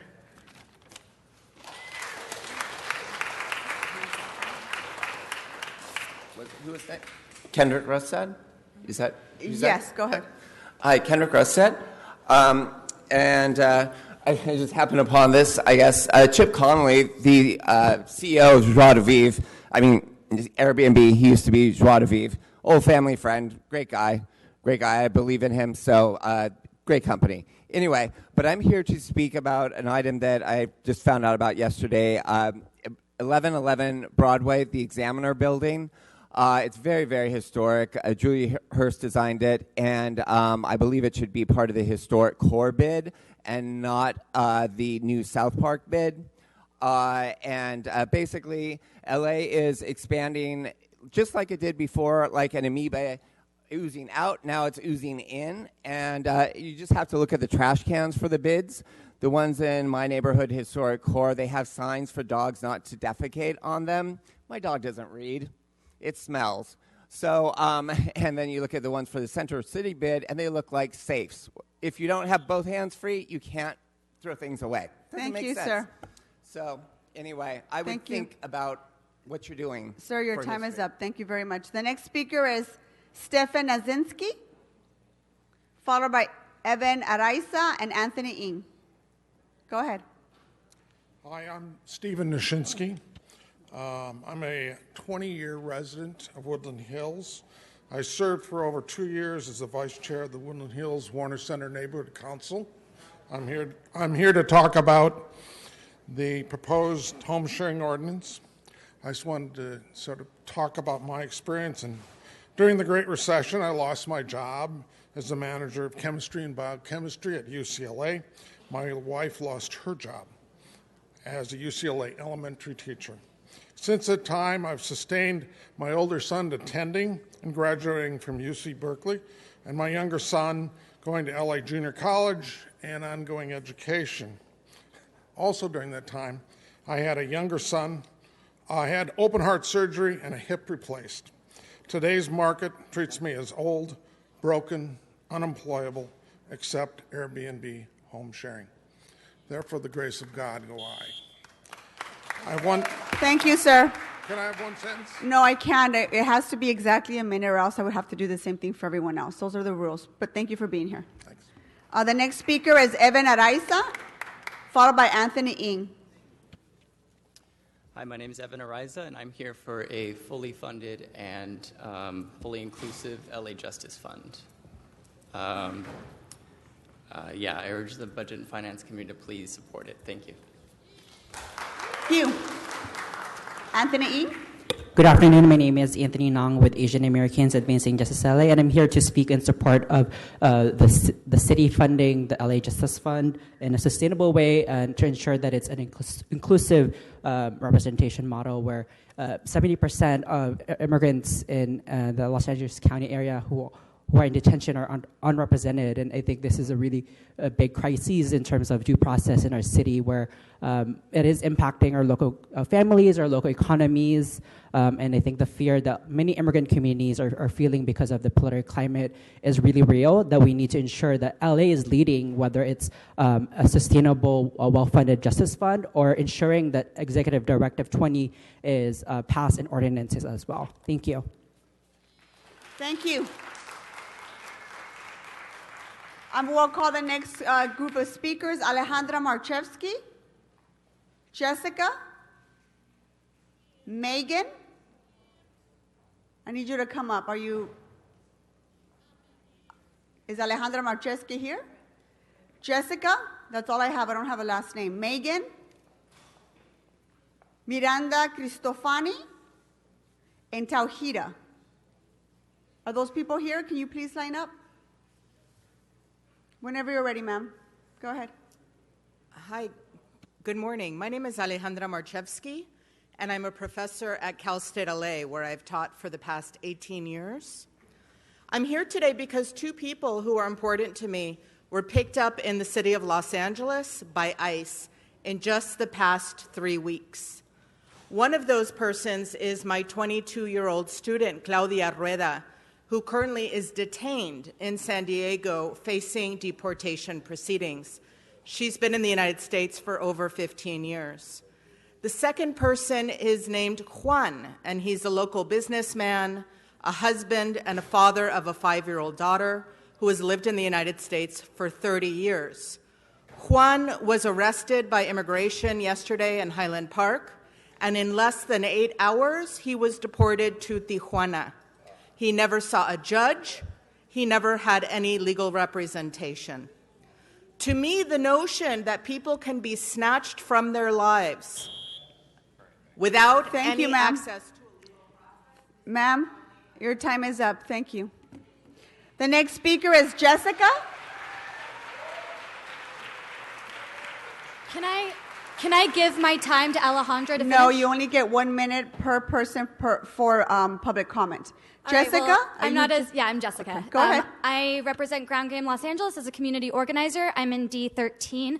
And just to piggyback on Alejandra, she's much more eloquent than I am and has been living these experiences where my white privilege allows me to not. But as one of the most should be progressive cities in the country, especially under this administration, it is our responsibility as community leaders to step up and have vision so that we are not only supporting major measures like this, but we're really thinking every single day among all the noise about the basic rights and dignities of every single person. We're talking about clean air, water, food, shelter, security, community. When we talk about these things, when we talk about no carve-outs, it means that we're meeting these basic needs. That means that we are saying that people are good and just and have good intentions, and we are creating policies and laws which reflect those. That's not just your responsibility, that's all of ours as a community to step up and take responsibility for. I hope you will find the courage to do $1 million for the LA Justice Fund with no carve-outs. Thank you so much. The next speaker is Megan. Hi, Go ahead. Thank you. My name is Megan Choi with Ground Game LA and the East Hollywood Neighborhood Council. I'm a citizen and a native Californian. I'm telling you this because 6 months ago, I was not involved in anything at all in any way, shape, or form. This matters because once you learn about the horrors of deportations and the brutality and viciousness and vindictiveness with which ICE pursues and hunts down our Angelenos, you can't turn back. This is happening. We're hearing reports from legal aid groups, from community organizers, from people who are actually in the streets working with the community, working with the people who make and build this city. And it is imperative that we listen to them. So I'm here to ask for an inclusive, universal, fully funded justice fund with no carve-outs. 6 months is a long time. It was a long time for me to be inactive, and it's a long time that I've started to wake up and pay attention. We need it to be funded for as long as the federal administration hunts down our friends and neighbors. Thank you so much. Thank you very much. The next speaker is Miranda Cristofani. Are you here? I don't see anyone by that name. Tauhida?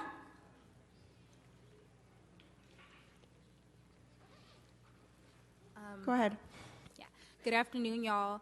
My name is Tauhida Shakur. I'm from District 8, and I'm not blind to the attacks on immigrants in my community. Attacks on immigrants in my community is an attack on community, it's an attack on families, it's an attack on people, and I'm just here in support of the community I grew up in, which is South Central, which is full of amazing immigrants, amazing people, amazing community, and I'm here in support of LA Justice Fund. Keep my community great. Stop these attacks. Thank you so much.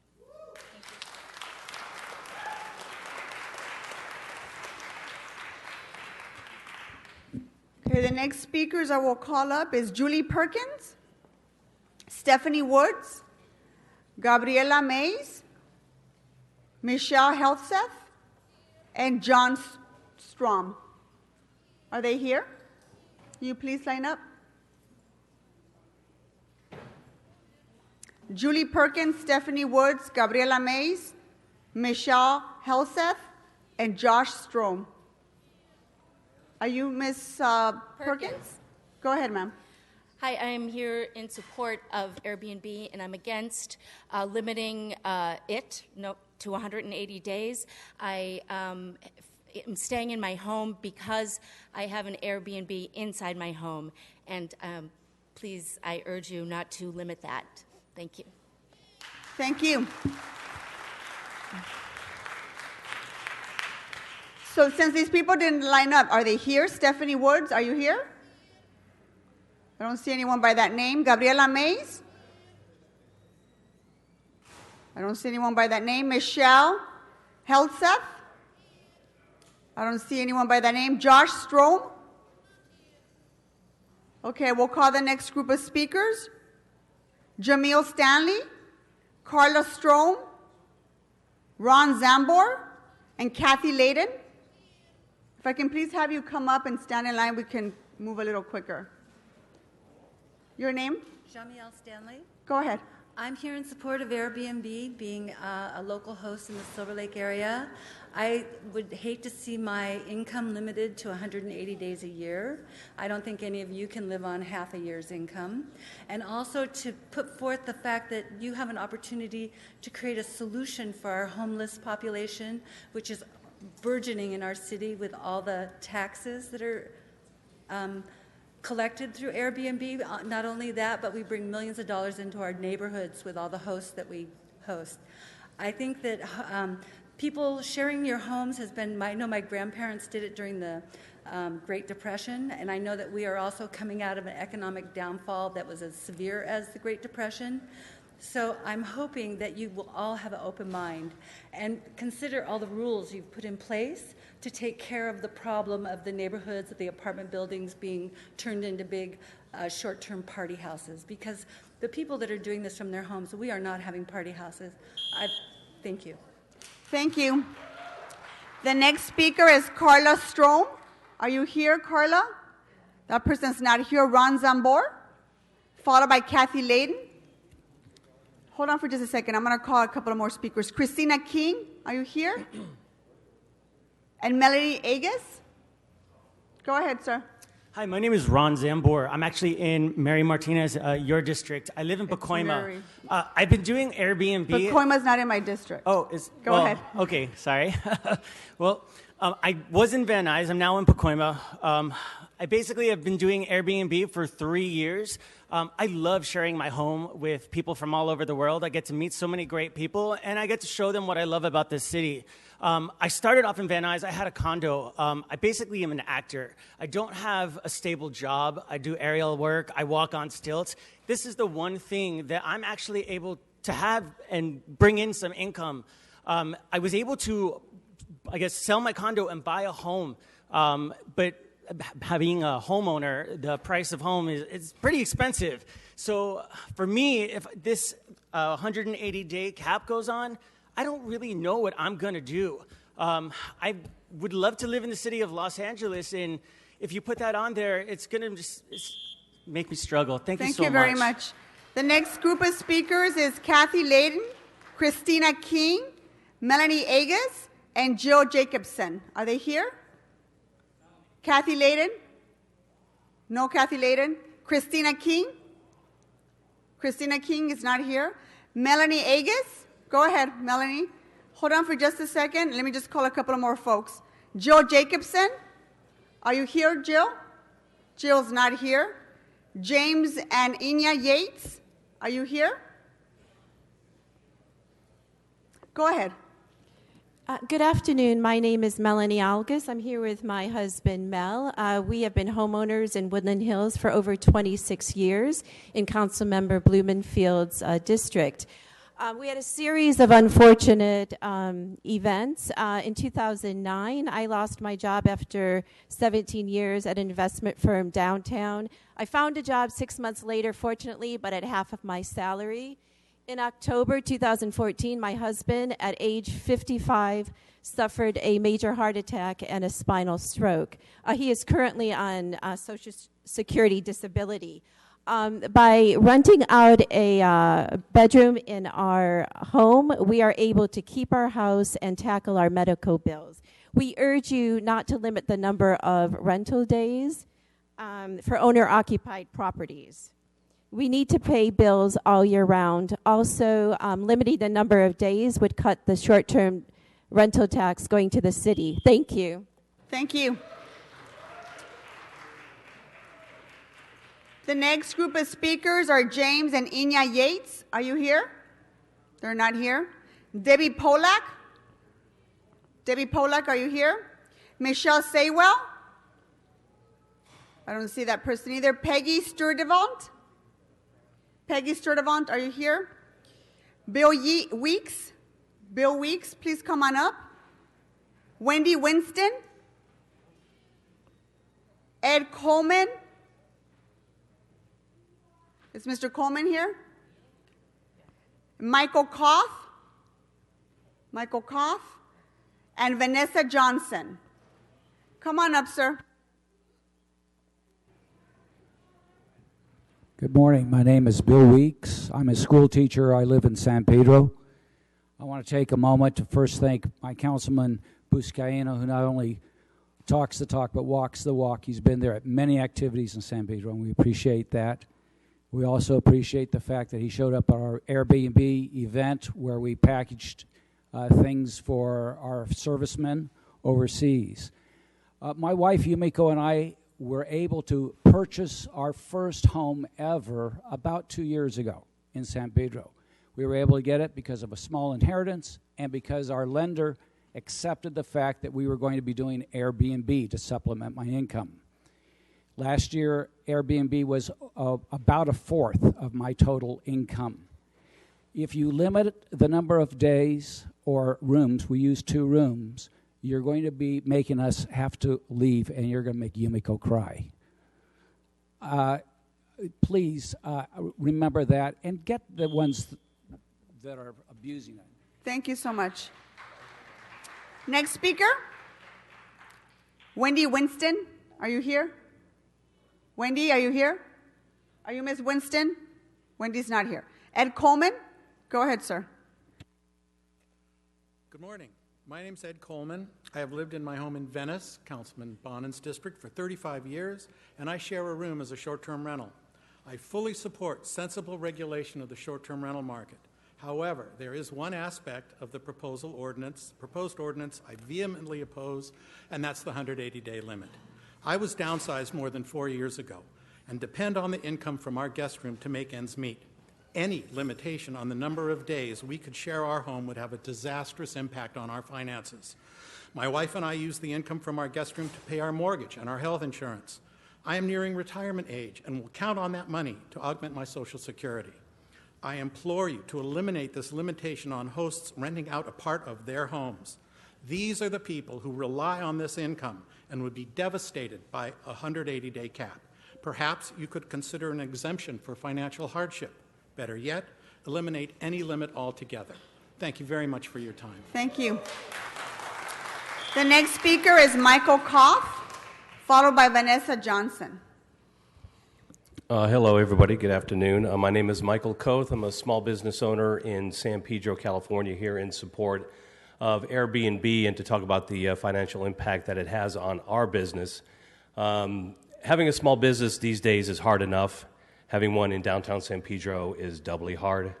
One would think being next to the port and having 600,000 plus visitors would make downtown a booming area. Unfortunately, it does not. One of the problems is a lack of hotel space. We have 3 hotels that basically take care of 600,000 plus people. It's not enough. Airbnb helps supplement people that come into the area to be able to stay in San Pedro and not go to neighboring towns. As a business owner, when I see new people come into my business, I do ask them why they're there, and we do see a lot of Airbnb people come into our business. It is a vital part of that foot traffic that we are getting into the area that we normally would not get into that area. So I ask you to support limited. Thank you. Oh, we got it. The next speaker is Vanessa Johnson. Hi, I'm Vanessa Johnson from Council District 15. You know, I'm against limiting us to 180 days, and this is why. $1.1 billion of economic viability was brought to the city by Airbnb. The taxes that generate to us, besides the money that is spent by guests that come to us. 84% of the money that comes into our city stays in our city. Please don't eliminate the income that Airbnb generates besides other hotels and other industry. We add to this community. Thank you very much.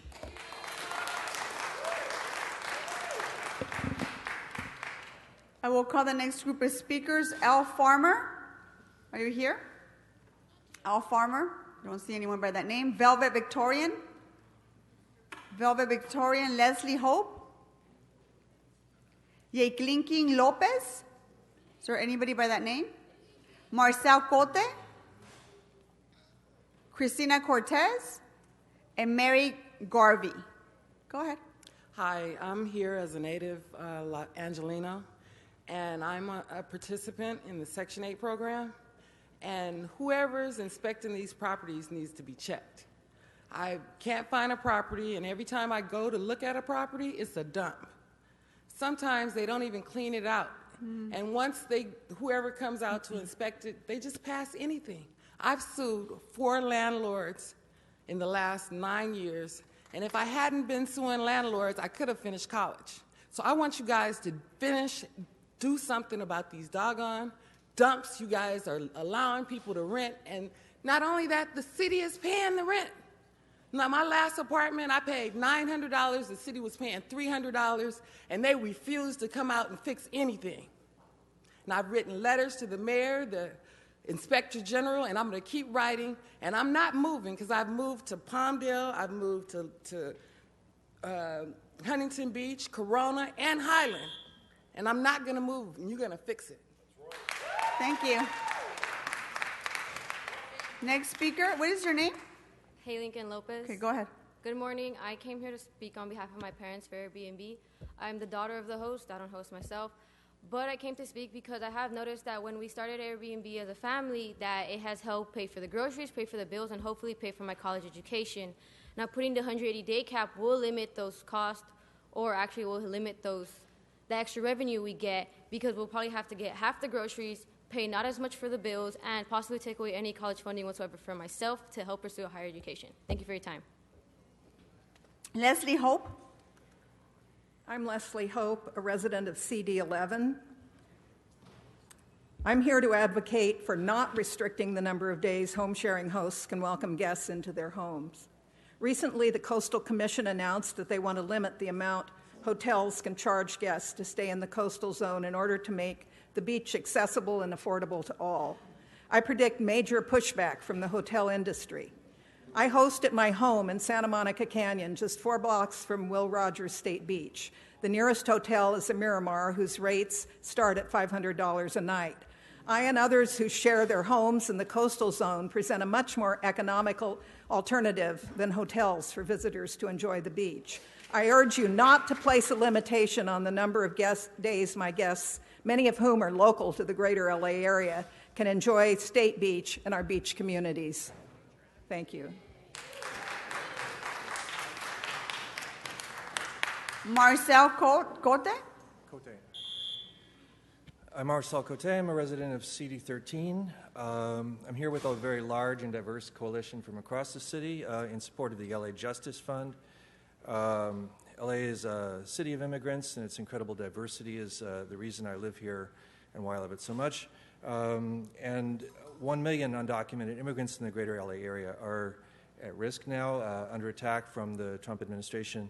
And we need to ensure that they have the funds to fight deportation cases, regardless of their past history. So I appeal to all of you to support a justice fund that is sustainable and that is available to everybody without what we're calling carve-outs based on past history. It's a right that should be available to everybody in the same way that that the United States guarantees legal representation to all who are accused of a crime. And I'm also here in support of a sanctuary bill to codify the Executive Directive 20. Thank you. Next speaker is Cristina Cortez. Anyone here by the name of Cristina Cortez? Mary Garvey?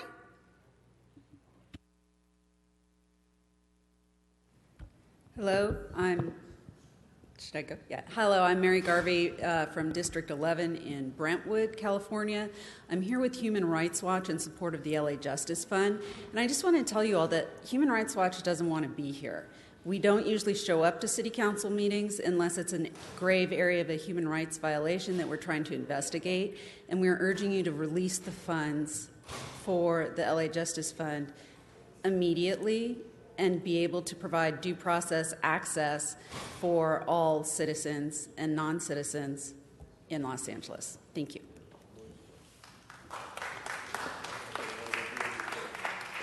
Members, I just want to make a quick announcement for the members of the public. We are at 10 members right now. If we lose another member, we will lose quorum, and we're going to have to close our meeting for the day.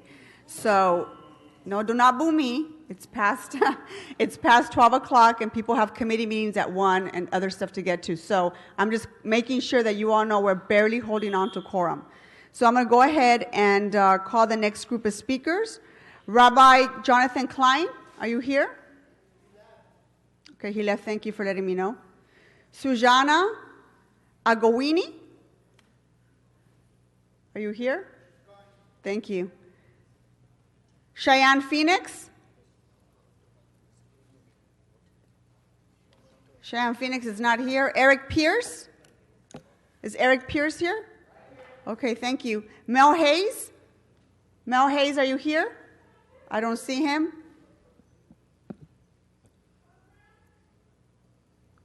Stavros Soskos. Thank you. Maylene Carberry. Are you here? And Tamara Case. Go ahead. People say the word sanctuary a lot, especially in relation to LA. A council member has stated in the past that LA is a de facto sanctuary city. Others, like the mayor, say the word is just a symbolic gesture. But we, the community members who live here and who work here, know that it actually is so much more.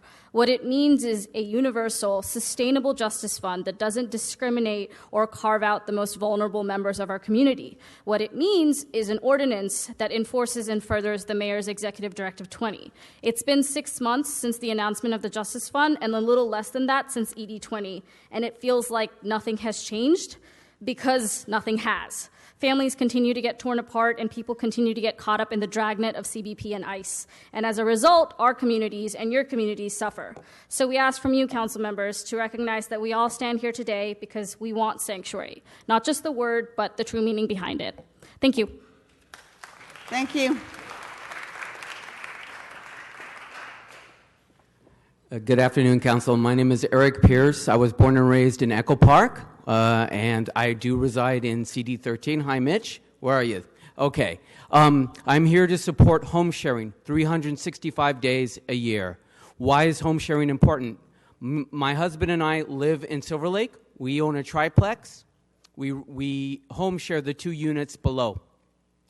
Home sharing, I don't mean to sound dramatic, but home sharing saves lives.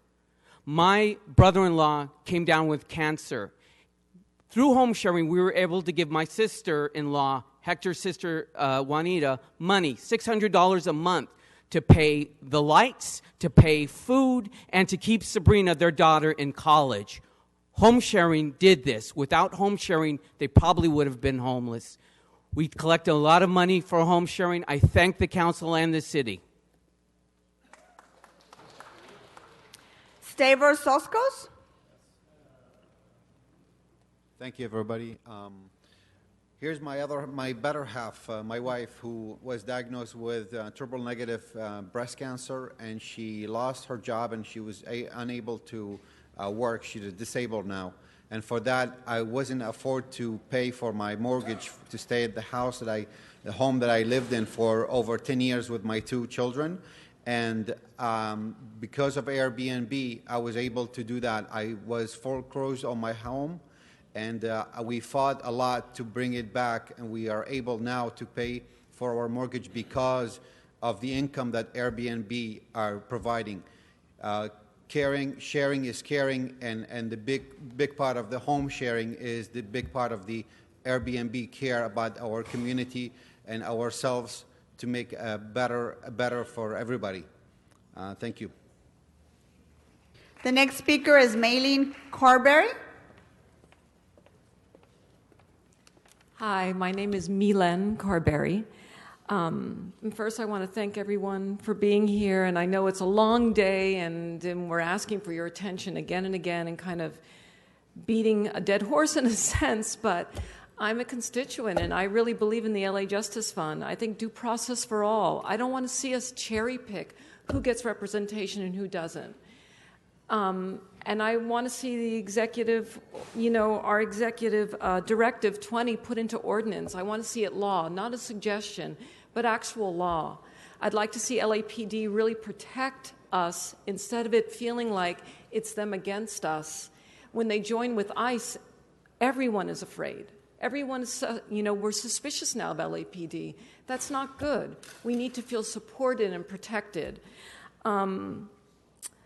I don't know what else to say. I feel a humongous amount of angst around my community, around racism, around white supremacy, and the Trump administration. Thank you, ma'am. Okay, thank you. The next group of speakers is Tamara Case. Are you here? Tamara Case. Joan Harper. Joan Harper is not here. Andy Griggs. Andy Griggs, are you here? Not sure if this is another person, but it's Angie Giggs. Andy or Angie? 2 different cards. What is your name, sir? Andy. Was this, is this Angie Griggs just a typo? Or somebody else by the same last name? Okay, I see none. Emma Rosenthal. Emma Rosenthal, are you here? Mary Kate Denny. Mary Kate Denny, are you here? Mary Kate Denny is not here. Louise Phillips. Okay, please come up. Ms. Krabs V. Anybody by that name? Ms. Krabs V, I don't see anybody by that name. Chip Phillips. Chip Phillips, are you here? Same as Lewis. Okay, great. And Yvonne Bauer Elliott. Yvonne Bauer Elliott is not here, and Adam. Somebody here by the name, go ahead. All right, great. So go ahead, sir. Yes, my name is Andy Griggs, and I was born in LA at Temple Hospital, not too far from here. I'm here to speak on behalf of home sharing. This is an issue which is about affordable housing, if ever there was one. It's not one in which affordable housing will be lost because we add home sharing to the rolls and allow home sharing. If you pass this ordinance as written, there will be a lot of people who will be thrown out of their homes and put on the rental market. Limiting it to 180 days is not the right way to keep affordable housing in Los Angeles. You've heard the stories here. They're trying to keep their homes affordable. Please, remember, you're talking about thousands of small businesses. Thank you, sir.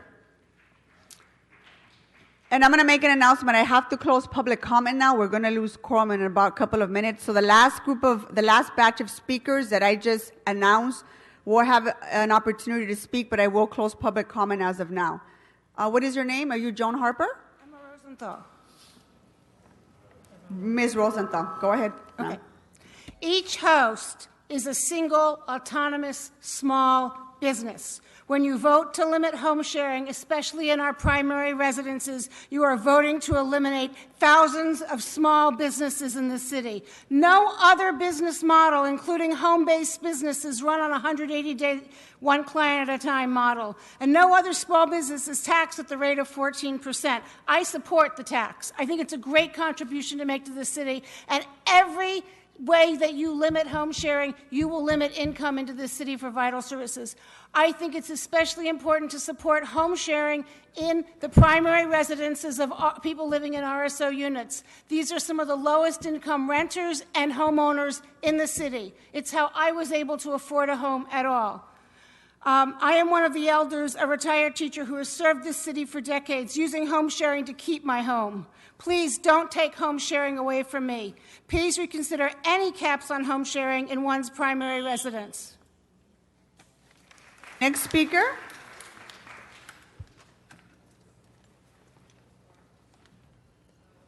Hi, my name is Louis Phillips. I'm a constituent of Gil Cedillo's. We have no hotels in Mount Washington. We are home sharers. We bought the house with my mother, who has since passed away. Without her income, we could not afford to stay in our house. We could not meet the mortgage. We find home sharing invigorates the community, helps serve local businesses, and brings people into our neighborhood who would not experience it otherwise.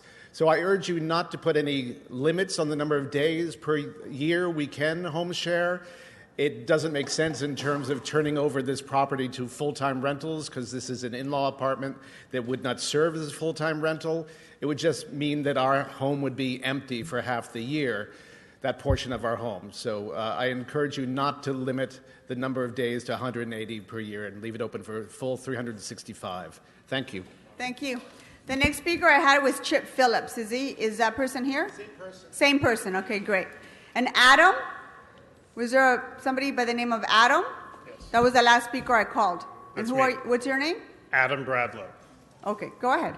Hi, my name is Adam Bradlow, and I'm with the National Day Labor Organizing Network. I wanted to speak on the LA Justice Fund.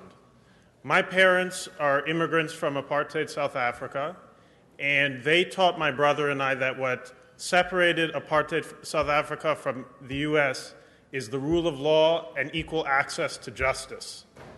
And we know that people who are in immigration proceedings who have access to counsel do 5 times better than people who do not have access to counsel.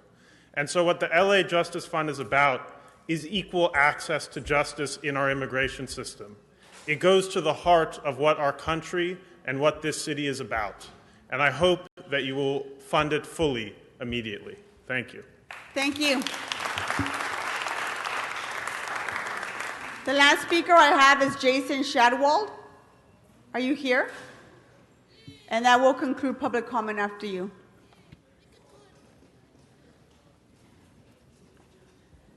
Hi, thanks for being here and listening to all of us. So my name is Jason Shadwald. I'm here with March and Rally Los Angeles. I'm also a delegate to the State Democratic Party. I'm here to speak in favor of the LA Justice Fund, allocating the full $1 million that the mayor promised, as well as strong sanctuary legislation, passing an ordinance to block information sharing and other cooperation between local police and federal enforcement agents. Okay. I'm fortunate in that nobody questions me when I say I'm an American citizen. I don't have anyone ask me to prove that I'm a citizen. I don't need to say that my family has been here since the Civil War, that I had an ancestor who fought on the first ironclad for the Union Army.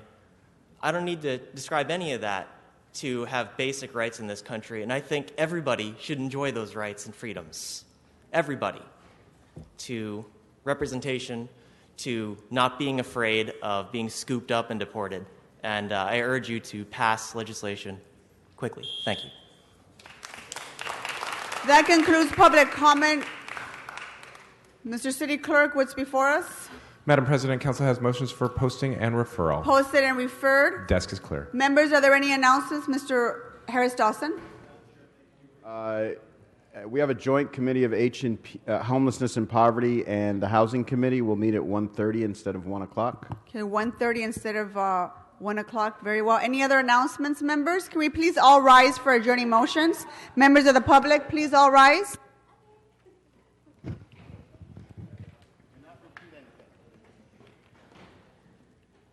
Okay, any adjourning motions? To my right.